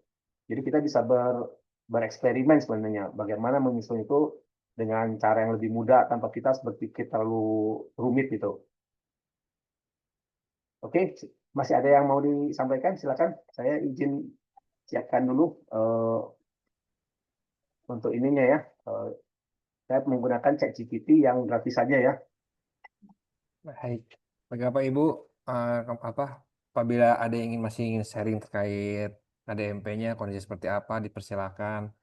Di sini kita ruang diskusi terbuka, jadi Bapak Ibu bisa menyampaikan apapun di sini, seperti itu. Dari Bu Susi, silakan Bu Susi. Iya, saya tadi dengar ini ya tentang arisan gitu. Untuk apa namanya pengumpulan modal dalam cara arisan gitu. Itu eh, mungkin bisa dijelasin lebih jauh gitu ya. Kalau kalau saya ini kita sharing aja. Di tempat saya itu saya untuk menggalang modal itu saya jual kayak saham gitu. Jadi setiap pengurus dan anggota juga boleh gitu beli saham itu gitu. Jadi kan kita sedikit ya apa eh, simpanan pokok simpanan pokoknya hanya 50.000, simpanan wajibnya hanya 10.000, akhirnya kan cuma 60.000 kali 60 orang gitu kan ya, kan kecil banget gitu. Kapan bisa dapat modal gede gitu kan? Kalau saya berpikir seperti itu. Kemudian kami mengambil keputusan untuk menjual saham gitu, jadi 500.000 per orang kali pengurus 12, terus kita juga jual kepada eh, masyarakat umum yang anggota umum gitu. Jadi alhamdulillah ini hitung-hitungan kasar aja gitu. Tapi saya dengar tadi tentang arisan gitu, saya mau juga dong dibagi gimana sih teknisnya. Ya, Bu Susi. Jadi kalau soal arisan sebenarnya kan ini cara ngumpulin duit secara tradisional gitu. Ini kan berdasarkan trust ya. Ya mau bapak-bapak, ibu-ibu semuanya juga bisa arisan. Nah ini arisan keluarga barangkali. Nah arisannya bentuknya seperti apa? Bisa macam-macam. Nggak mesti harus uang, tapi arisan sembako misalnya. Ya, arisan sembako itu artinya kita mengadakan arisan itu secara rutin. Katakanlah kita punya, ini contoh ya, ini hanya kita contohkan saja. Misalkan ada 50 orang, ataupun 40 orang lah ya, supaya lebih gampang. Nah, arisan sembako itu, ya sebenarnya kita ngumpulin uang untuk belanja sembako itu bersama. Bentuknya apa? Ketika uang sudah terkumpul, kita belikan beras itu bersama, sehingga kita rutin, misalnya setiap minggu itu, ya kita dapat jatah beras. Arisan beras misalnya muncul seperti itu. Terus arisan apa lagi? Ya untuk arisan, katakan apa nih yang bisa sering kita gunakan. Kira-kira ada ide apa lagi? Nah, kalau beras tadi kan bisa kita ngumpulin uang bersama sehingga uangnya terkumpul lewat koperasi kan. Ini kita nggak berbicara soal pokok dan wajib gitu ya. Ini bicara soal kebutuhan sehari-hari kita. Semua orang kan makan nasi kan pasti gitu. Semua orang mungkin juga makan daging kan gitu. Itu bisa dijadikan arisan. Karena koperasi belum punya modal. Nah, koperasi itulah sebagai intermediary kita, sebagai perantara kita untuk ngomong kepada katakanlah pengepulnya gitu, ataupun di pasar itu.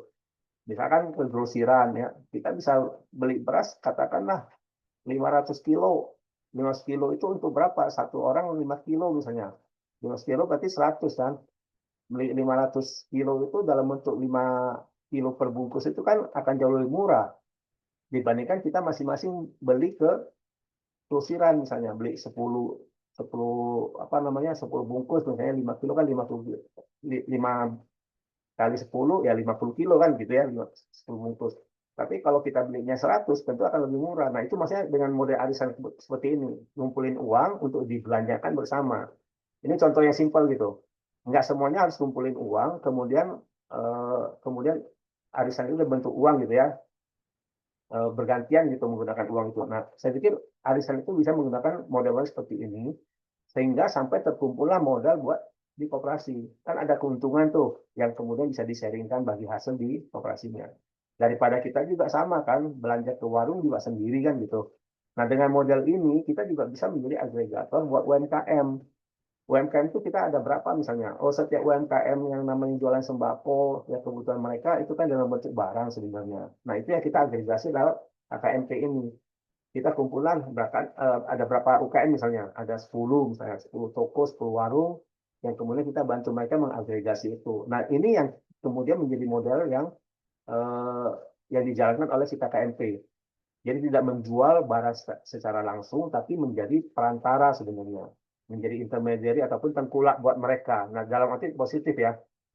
Kita menjadi agregator, membantu UMKM, membantu juga rumah tangga gitu ya, dalam hal memenuhi kebutuhan sehari-hari. Nah, maksudnya arisannya model seperti itu. Saya yakin banyak teman-teman juga yang sudah menjalankan seperti ini modelnya. Oh iya, berarti mungkin ya, mungkin kayak gini. Kan saya di kepala saya tuh arisan tuh mesti duit gitu kan. Eh, jadi kalau saya menangkap,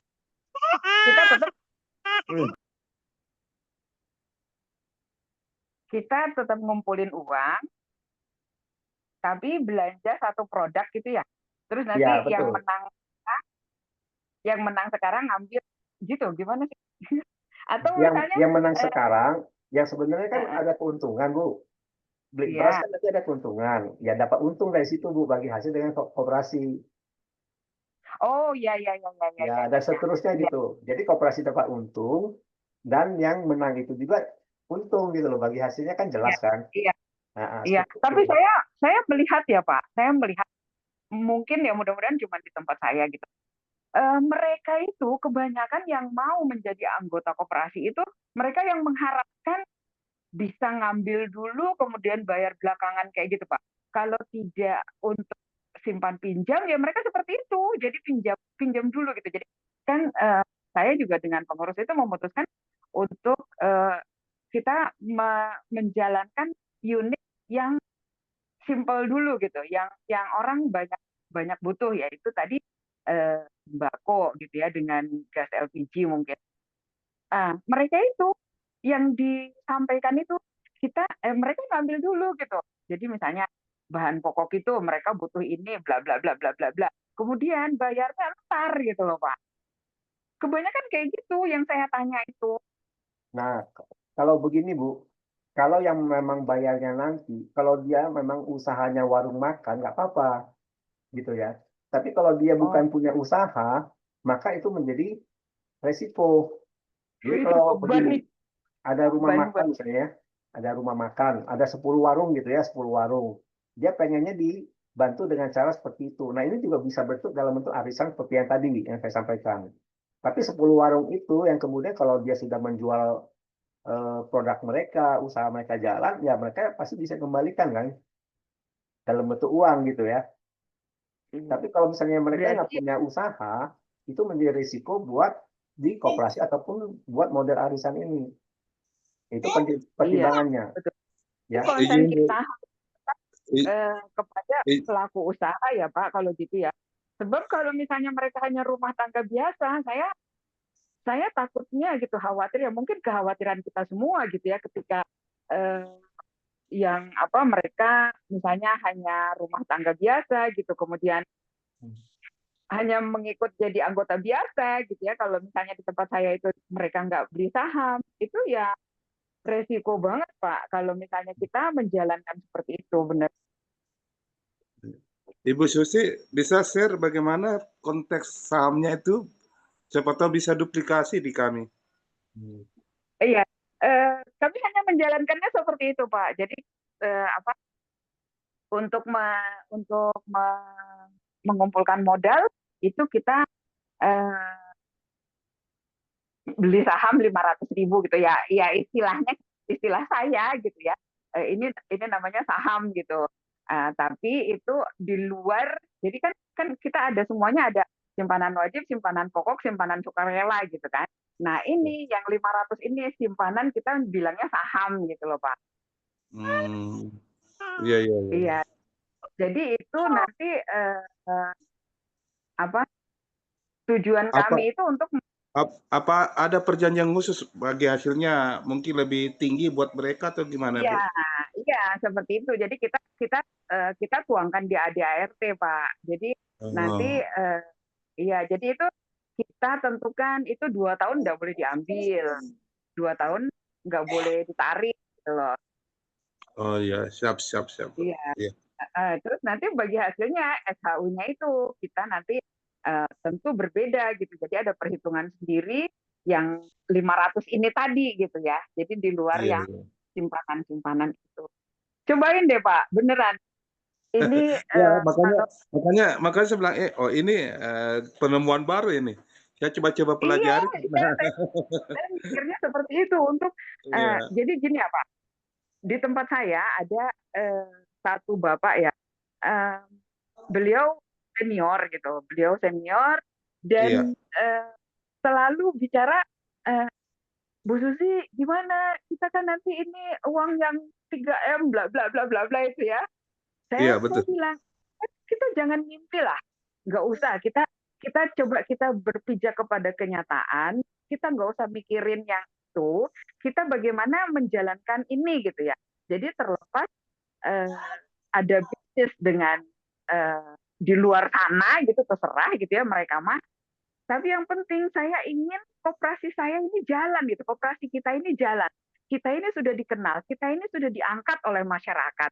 Terus masa kita mau diem aja nungguin yang 3M itu kan nggak mungkin kan? Iya, betul betul.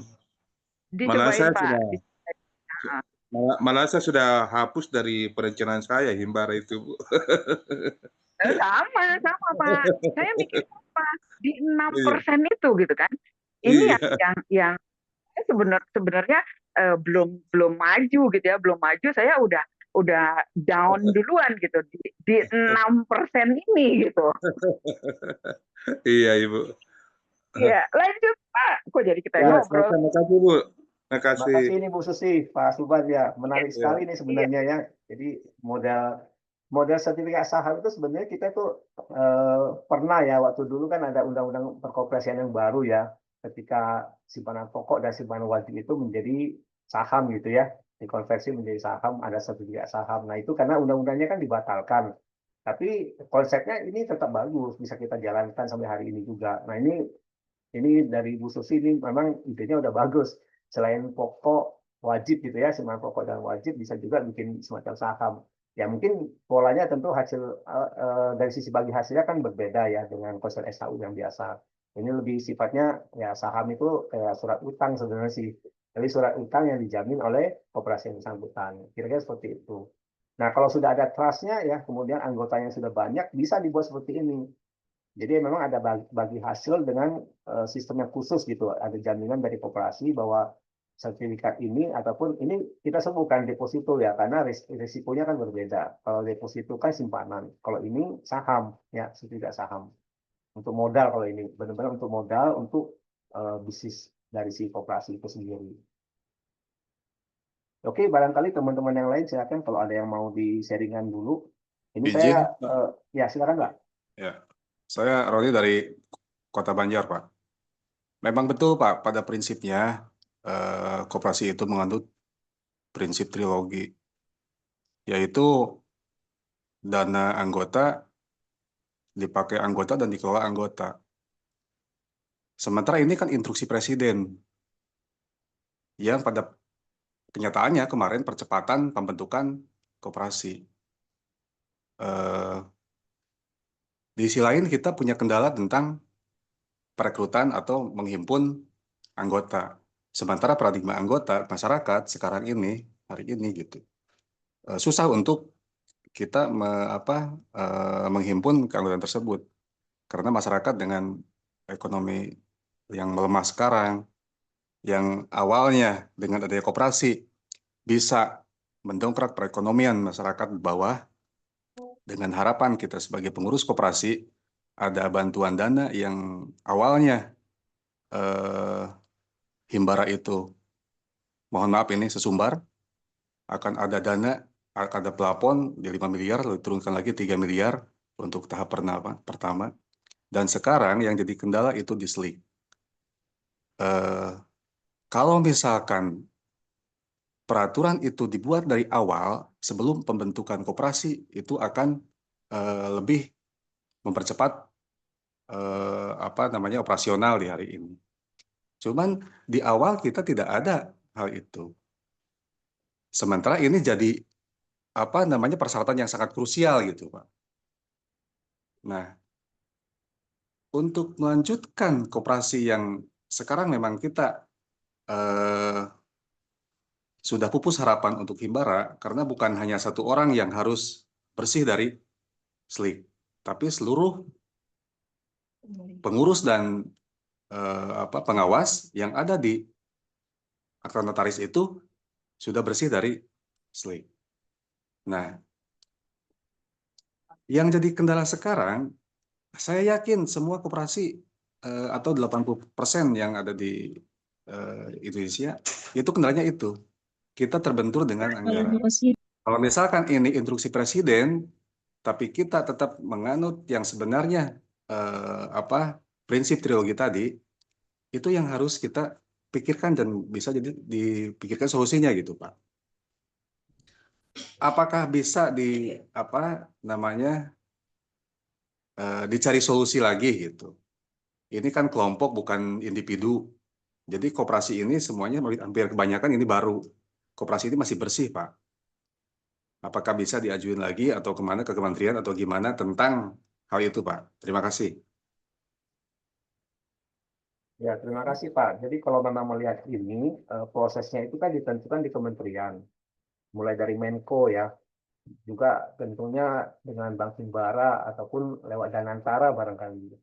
Ya, jadi kalau kami di sini ya termasuk kita semua ya barangkali sebagai pelaku usaha yang ada di koperasi ya tentu harus minta kepada kementerian, tapi lewat jalur seperti apa ya setidaknya kita mungkin harus sama-sama bersurat gitu. Ya, cuma tingkatannya itu terlalu jauh. Apakah bupati atau wali kota kita setuju nggak dengan seperti ini? Itu kan jadi pertanyaan kita. Koperasi bisa saja mengajukan seperti itu, ya. Tapi belum tentu bisa disetujui karena tidak semua koperasi yang punya punya pendapat yang sama seperti yang ada di kita saat ini yang kita diskusikan.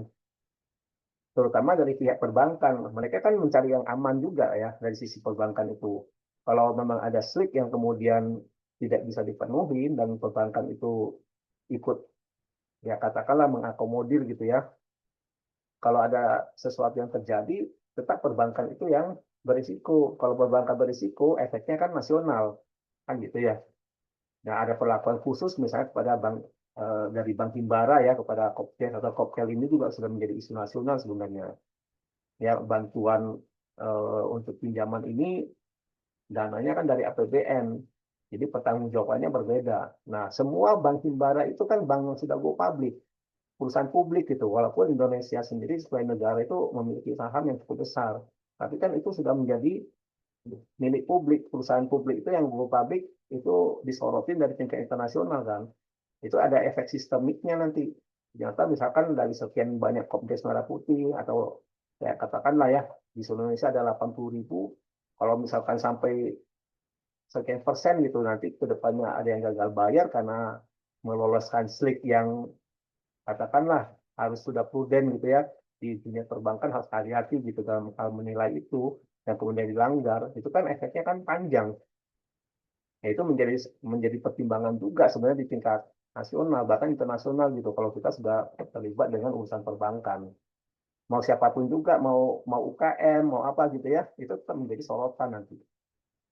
Jadi kira-kira seperti itu sih Pak. Kalau saya Iya, pikir sebetulnya itu Himbara itu resikonya hampir nol sebetulnya Pak. Di saat koperasi ada yang gagal bayar, itu ada jaminan dari kalau misalkan desa ada dana desa. Kalau misalkan kelurahan ada DAU dari kota. Nah, kalau memang ini sangat penting di awal, dan saya yakin dari kementerian apapun awalnya, di saat ada pelapon yang disiapkan oleh Himbara, proses ini akan dilalui. Harusnya, ini kan yang sangat krusial dan sangat umum gitu Pak. Masalah slik dan kalau dulu kan BI checking. Kenapa enggak tertuang di awal gitu? Sementara kita sudah terbentuk sekarang, koperasi di seluruh Indonesia, tiba-tiba peraturan yang sangat memang penting ini dikeluarkan sekarang. Kenapa dibelakangkan gitu? Nggak dikedepankan gitu, Pak. Maksudnya seperti itu. Kan kalau misalkan itu diganti semua yang memang bersih, itu kan harus ada muskul lagi. Harus cek ya lagi betul. itu siapa namanya individunya yang memang bersih BI checking atau slik. Itu kan memerlukan proses yang lama. Belum atau notaris yang memerlukan waktu berapa hari. Belum juga NPWP, ada NIB lagi, rekening bank lagi. Nah itu yang mungkin ada keresahan di saya yakin ini kebanyakan akan ada resah ini resah. Soalnya ini bukan hanya satu orang ketua, tapi ini yang tertuang yang tercantum di di akta notaris, pengurus dan pengawas ada sebagian yang pasti ada yang nyangkut di sana. Nah itu kan jadi kendala. Nah itu Pak. Terima kasih Pak.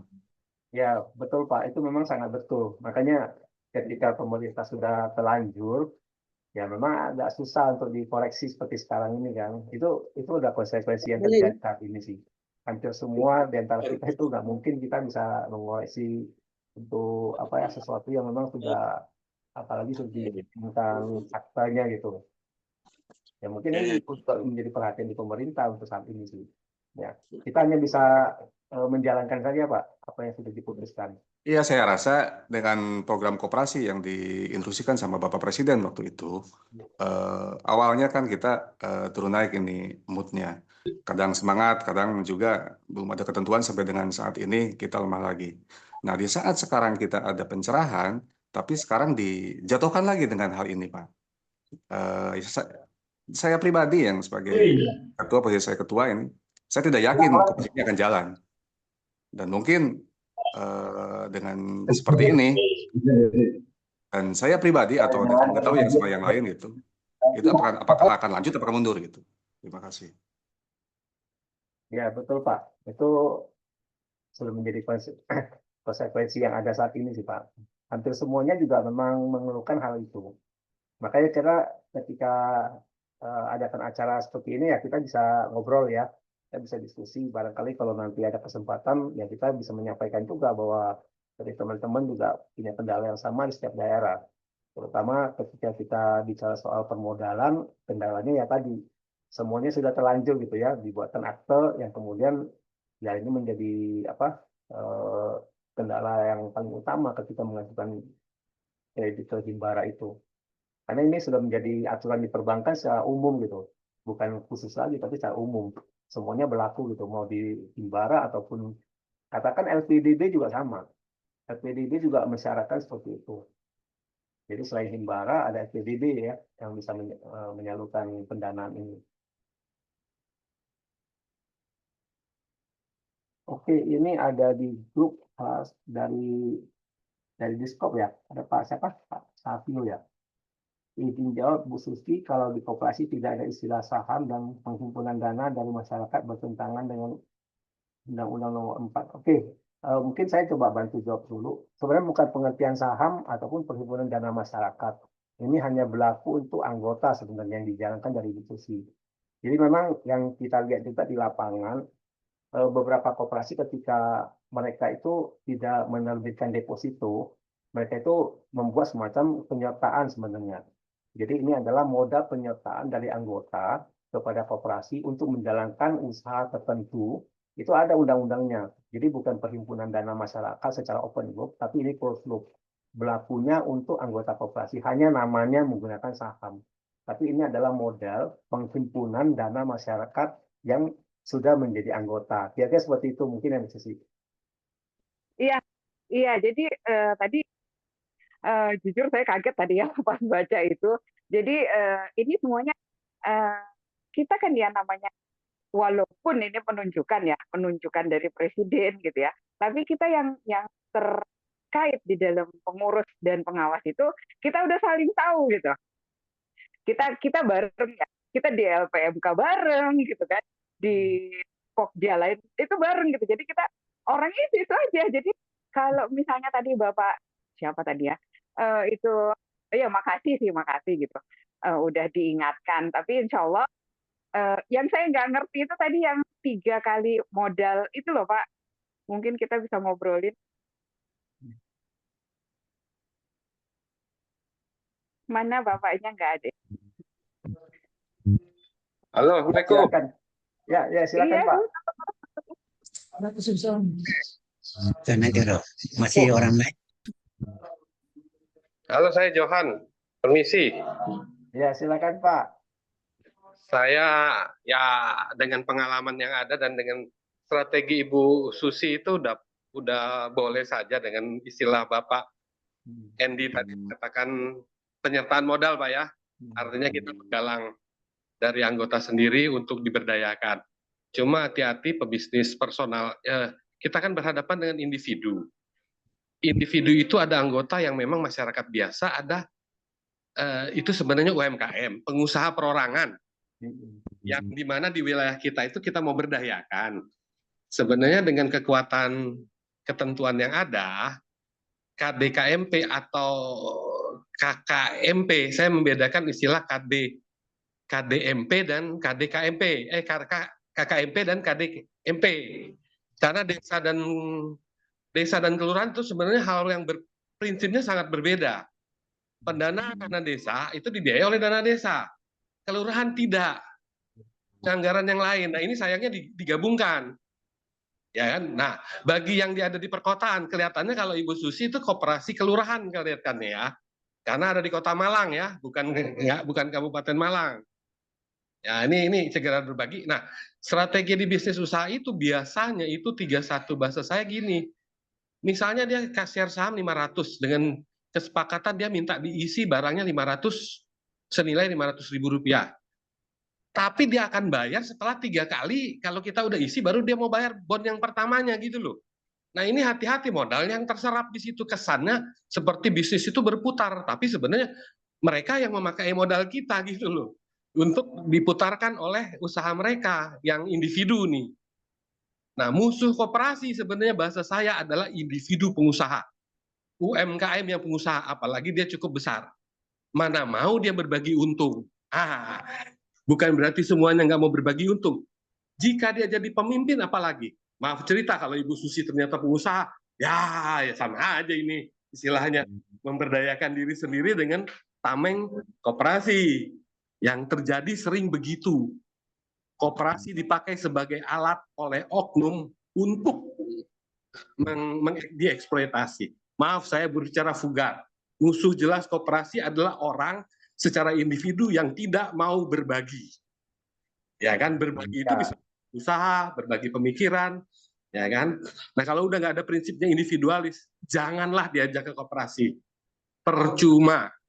Sebab semangat korsa koperasi, saya mengatakan semangat korsa, itu harus ada bahwa kita ingin semua orang, kita ingin membagi apa yang kita punya, baik pemikiran, ilmu, maupun kemampuan ekonomi kita untuk bersama-sama maju.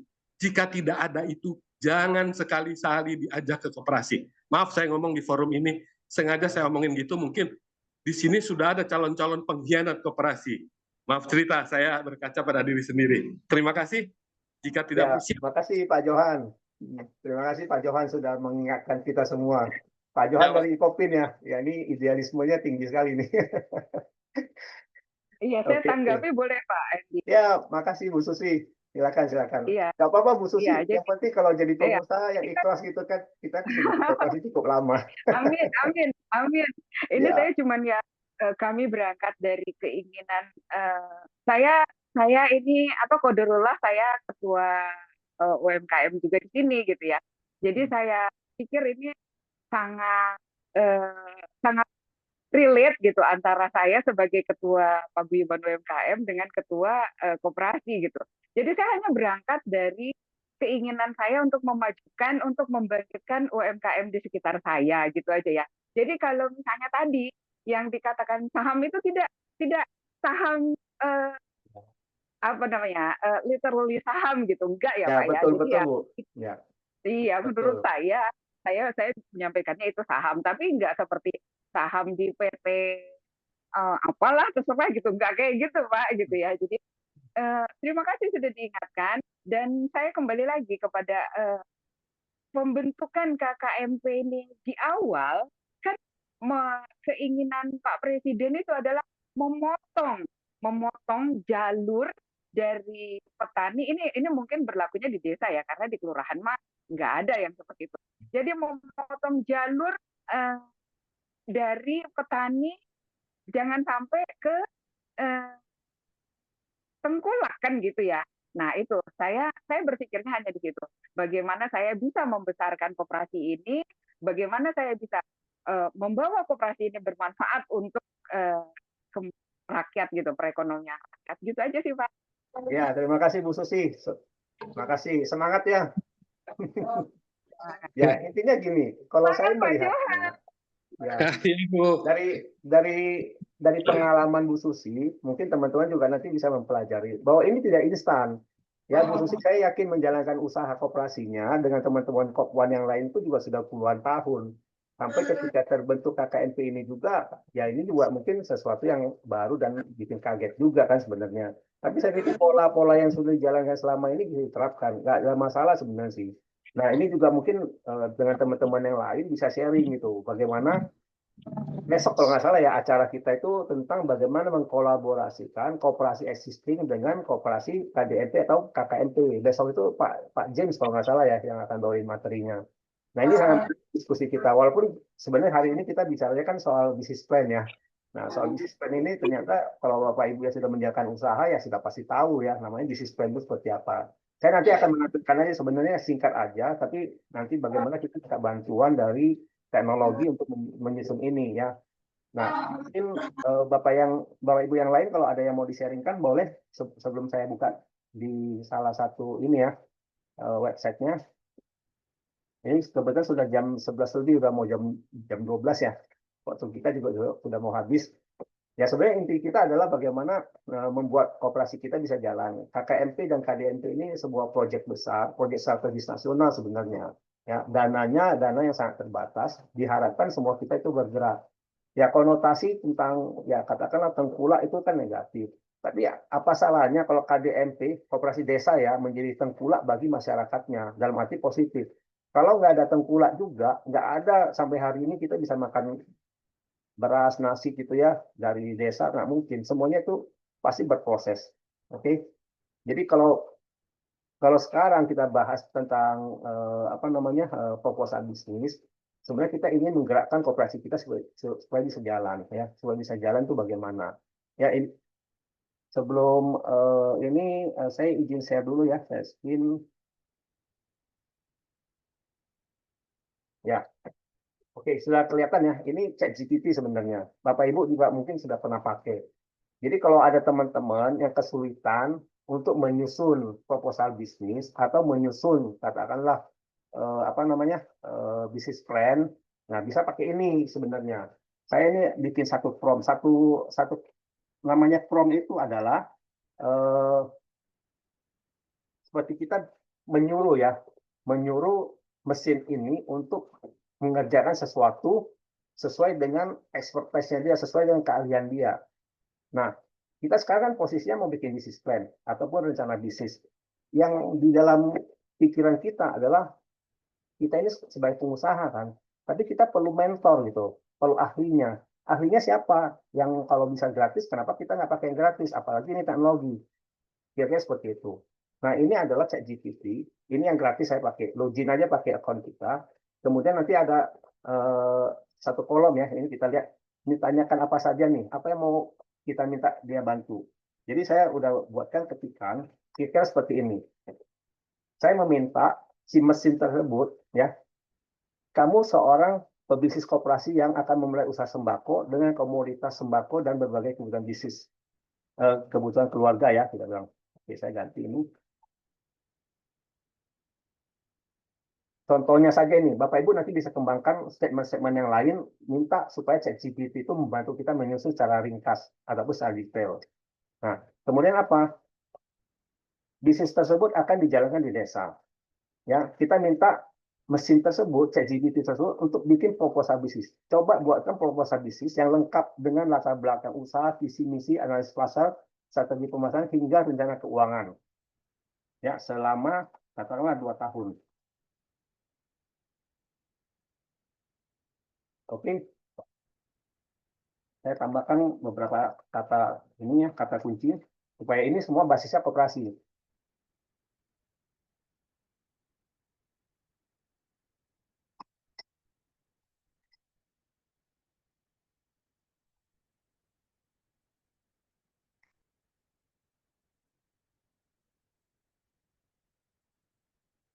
Ya, kira-kira seperti ini.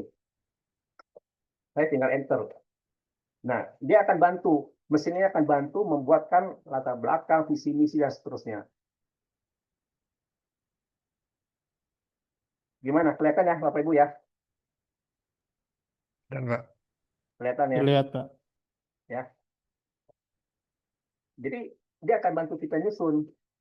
Kalau Bapak Ibu kesulitan bikin konsep proposal bisnis, bisa pakai ini gitu loh maksudnya. Sebenarnya inti dari diskusi kita itu tentang ini hari ini ya. Tapi ternyata berkembang dan saya akhirnya dari sisi kami itu cukup inilah ya. cukup antusias juga menyambut Bapak Ibu. Kalau seandainya nanti kita akan ada forum-forum seperti diskusi ini mungkin lebih menarik gitu dibandingkan dengan yang hanya terlalu kaku gitu. Ini menjadi tempat kita untuk curhat juga boleh gitu ya. Kita bisa sharing gimana caranya sih menjalankan usaha kita dengan baik gitu. Terutama yang belum memulai usahanya. Kalau yang sudah jalan nggak apa-apa. Kita bisa minta bantuan dari mesin itu, mesin ChatGPT ini untuk menyusun kerangka kerja kita untuk bisnis kita yang udah berjalan. Itu juga bisa minta si sistem ini membantu mengevaluasi, itu memungkinkan. Ya, ini adalah contoh. Jadi saya mengandaikan bahwa si mesin ChatGPT ini adalah sebagai pebisnis koperasi ya. Jadi kita minta dia bantu menyusun proposal bisnis ataupun rencana bisnis. Nah, ini gambarannya. Jadi isinya apa? Proposal bisnis koperasi sembako desa sejahtera, misalnya judulnya itu ya. Dan latar belakang usahanya seperti ini, ada visi misinya. Nah, ini semuanya ditulis berdasarkan pengalaman dari mesin tersebut ya. Nah, kita boleh koreksi ya, tentu boleh gitu. Kita bisa koreksi sendiri, bisa tambah kurang dan seterusnya. Nah, kalau target pasarnya apa? 200 keluarga desa misalnya. Kalau mau tambahin bisnis apa lagi, bisnis gas juga boleh, bisa disebutkan di sini. Rata-rata konsumsi sembako, nah ini diperkirakan misalnya seperti ini. Ini asumsi-asumsi yang digunakan. Kita bisa menggunakan asumsi lain. Caranya kita ketik nanti pada saat menyusun ini, kita bisa buat. Misalkan desa tersebut memiliki 200 keluarga dengan rata-rata kemampuan konsumsi itu 500.000 per bulan misalnya. Itu juga bisa. Jadi nanti dia akan membangun satu kerangka bisnis dengan informasi yang kita sampaikan. Semakin detail informasi yang kita berikan, semakin detail juga hasil dari analisa bisnis ini. Bisnis planning kita juga akan menjadi lebih detail. Ya, kira-kira seperti ini. Nah, analisa kebutuhan apa aja, kemudian pesaing, kalau ada pesaing, ya dia kasih gambaran seperti ini, strategi pemasaran seperti apa, rencana. Nah, rencana keuangan, ini yang paling simpel sebenarnya. Ketika kita mau ngajukan kredit, ya kita buat seperti ini.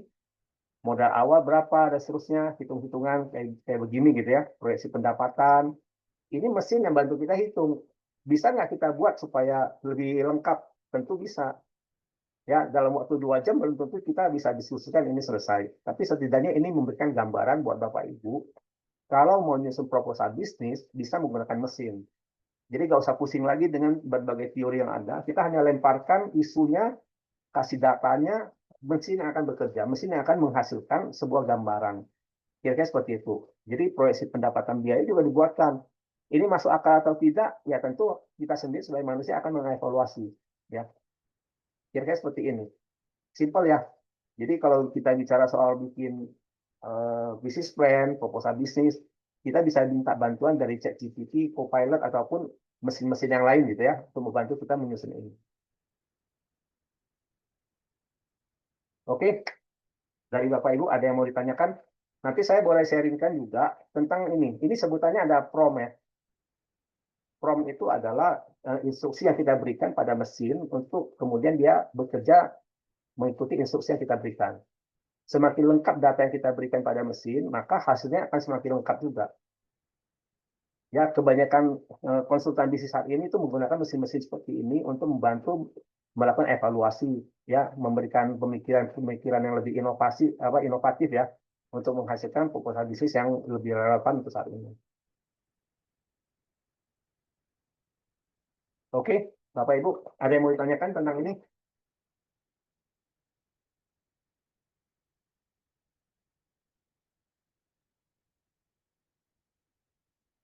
Jadi di sini proposal bisnis disusun hanya dengan instruksi yang pendek begini, dia sudah sanggup menyusun seperti ini.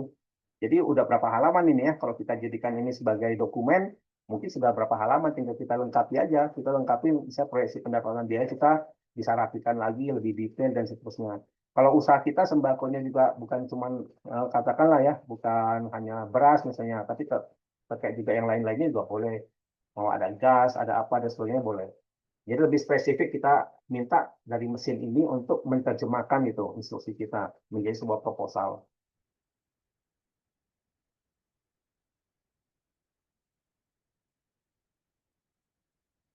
Oke, dari hasil analisa ini malah tahun pertama masih rugi nih, rugi 38 juta ya, tapi tahun kedua sudah untung 25 juta gitu.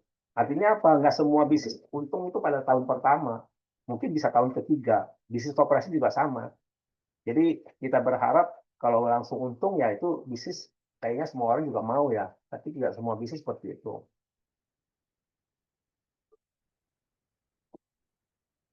Oke, demikian Bapak Ibu.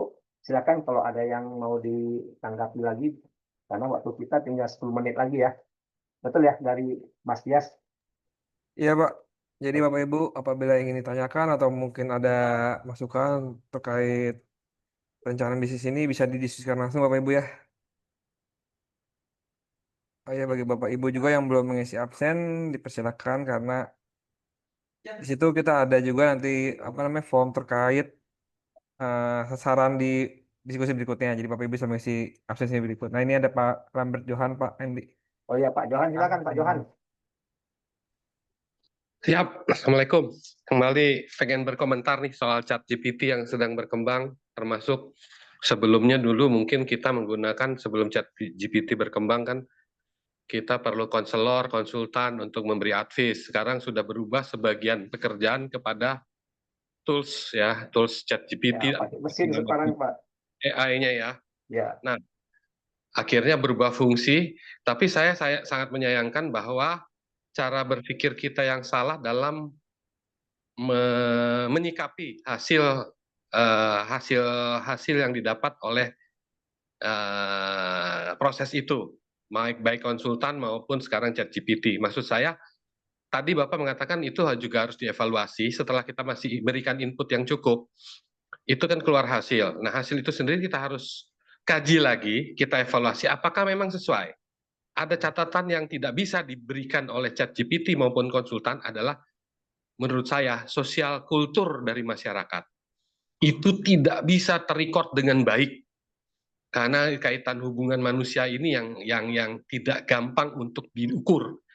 Sayangnya beberapa tools berusaha mengukur itu, termasuk dalam menyikapi dunia pendidikan dan sebagainya. Saya nggak mau ngomongin itu, tapi hanya mengatakan biasanya alat ini memaksa kita mengukur sesuatu dengan nilai, padahal ada nilai sosial yang tidak bisa diukur. Ya kan, keguyupan, kekompakan, semangat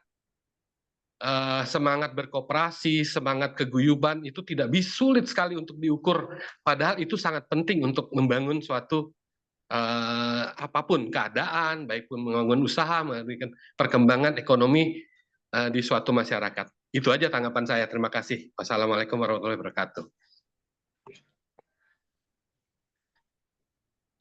Baik, silakan teman-teman yang lain kalau ada yang menanggapi. Memang benar apa disampaikan oleh Pak Johan bahwa ada nilai-nilai kualitatif gitu ya, yang kualitatif yang tidak bisa dikuantitatifkan, kan gitu ya. Itu yang tidak bisa diukur di sini, termasuk perasaan, kan gitu. Tapi kalau misalnya bisnis ini, kalau ukurnya itu yang kuantitatif, ya semuanya yang sudah ada datanya, itu tentu proses melalui mesin ini akan membuat kita lebih menghemat waktu. Tadi seperti yang saya sampaikan sebelumnya bahwa ya kita tentu harus melakukan evaluasi terhadap proposal ini. Ini tidak menjadi satu proposal yang udah siap pakai, belum tentu. Jadi kita harus tetap berproses. Setidaknya ini sudah membuat kita, katakanlah mungkin 40%, 50% mendapatkan idenya ya, ide bisnisnya. 50% itu adalah mungkin dari feeling, dari intuisi kita, dari tadi kebersamaan kita dengan teman-teman, kekompakan kita untuk menjalankan ini. Itu yang nggak bisa dinilai, mungkin itu 50%-nya lagi. Nah, tapi setidaknya kalau kita mau menjalankan bisnis, bingung dengan bagaimana bikin proposal, nah ini sudah ada caranya gitu ya Bapak Ibu. Jadi nggak usah pusing lagi tentang proposal bisnis. Kalau kita lihat di grup itu semua, nggak pernah kita melihat adanya pembahasan seperti ini. Ini adalah praktek sebenarnya. Bapak Ibu mau mendapatkan proposal bisnis yang lebih relevan, kemudian lebih sesuai dengan kebutuhan untuk pengajuan ke perbankan dan sebagainya, itu sebenarnya bisa melalui mesin ini. Karena database dari mesin ini sudah sangat banyak. Sampai ke 2025 ini semuanya sudah ada. Ya, bisa juga misalkan Bapak Ibu ingin tahu, coba berikan ide bisnis yang untuk kegagalannya itu hanya sekitar 20% itu. Bisnis itu pasti ada yang gagal ya, tapi bisa kita minta mesin ini menampilkan bisnis yang kira-kira gagalnya 20%. Kita coba ya, kita lihat ini mesinnya canggih atau enggak. Ya, ini pertanyaannya.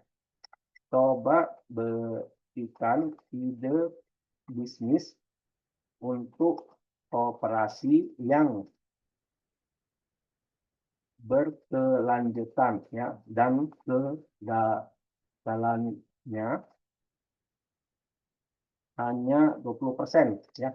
Jadi, coba berikan ide bisnis untuk operasi yang berkelanjutan dan kegagalannya hanya 20%. Misalnya seperti ini. Kita lihat dia kasih ide apa gitu. Bagus sekali pertanyaannya. Nah, kira-kira apa ini?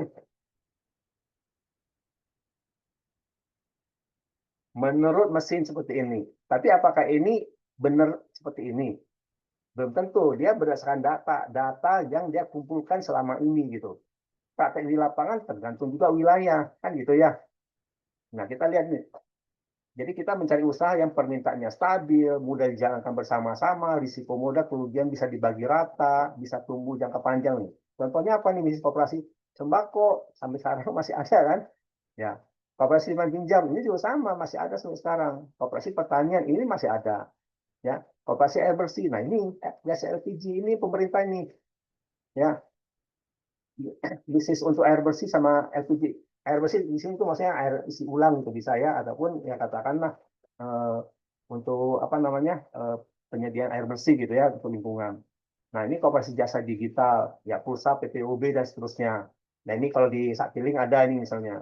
Nah kira-kira ada 5 ide bisnis yang dapat kita terapkan untuk proposalnya. Nanti kita bisa minta coba buatkan proposal untuk koperasi yang menyediakan air bersih dan gas LPG. Nah, nanti dia susun nih. Kita coba ya, kita ambil ide ini. Ya, kita ambil ini. Oke, kita buatkan proposal bisnis untuk koperasi air bersih dan LPG dengan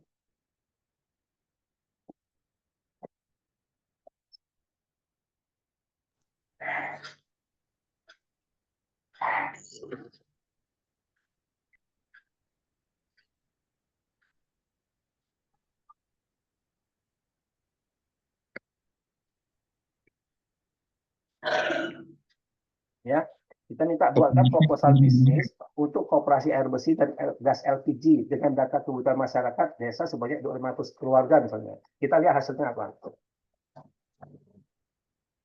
Ya, ini khusus untuk gerai LPG misalnya. Ya, ini kasih gambaran tuh.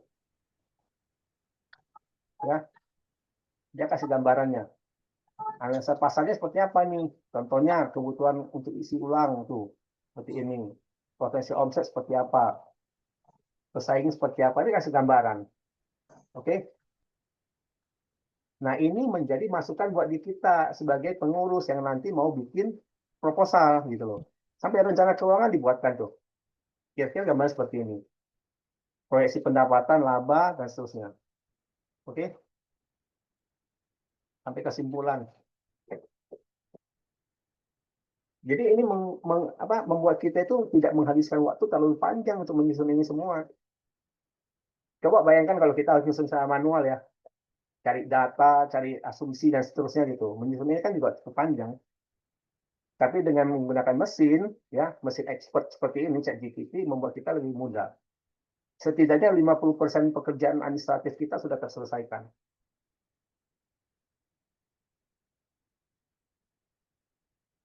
Oke, Bapak Ibu, kira-kira ada yang mau ditanyakan? Silakan, ini masih ada waktu sedikit. Ya, jadi proses kita ini dengan model ChatGPT ini, ya dengan mesin ChatGPT ini, ataupun dengan Copilot atau yang lainnya ya, ada Gemini dari Google juga boleh, tapi setidaknya ini membantu kita. Ini chatting dengan mereka itu membuat kita itu lebih memudahkan pekerjaan kita lah ya, intinya seperti itu. Kalau di grup juga sebenarnya kita bisa menggunakan Meta AI.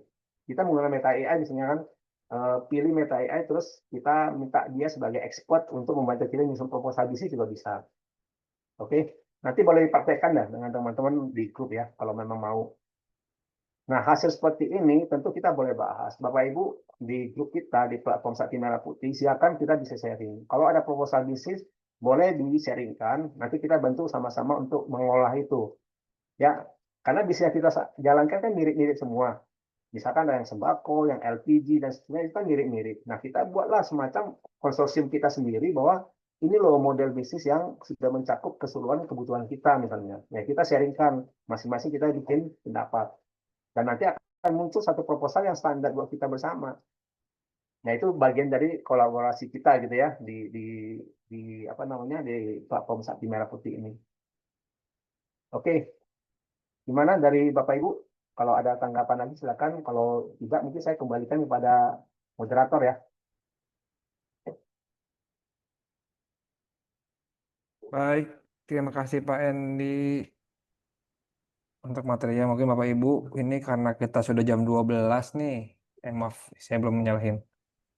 Nah, bagi Bapak Ibu yang belum mengisi daftar hadir, dipersilahkan karena di situ kita ada pengisian form terkait materi.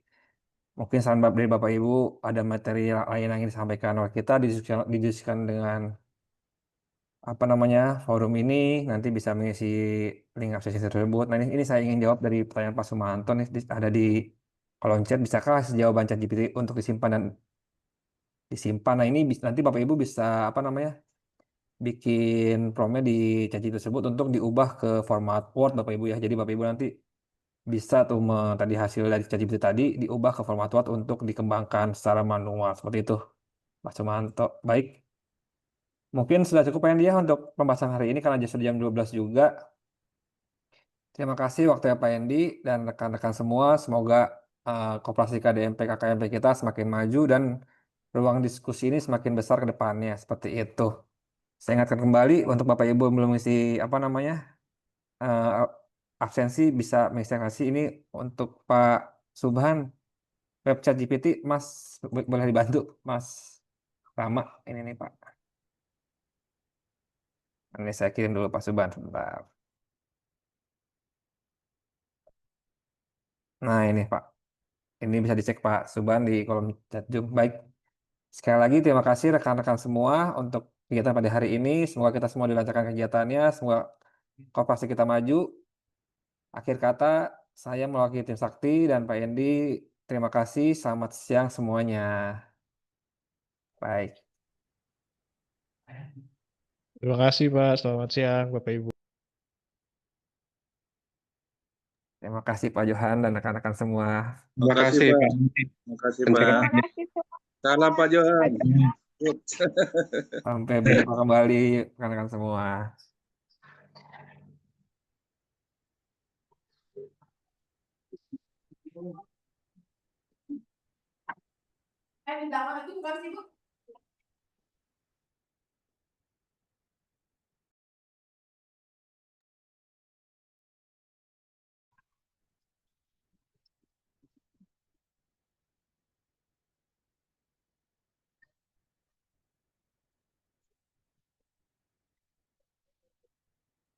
Pamit keluar Pak. Assalamualaikum warahmatullahi wabarakatuh.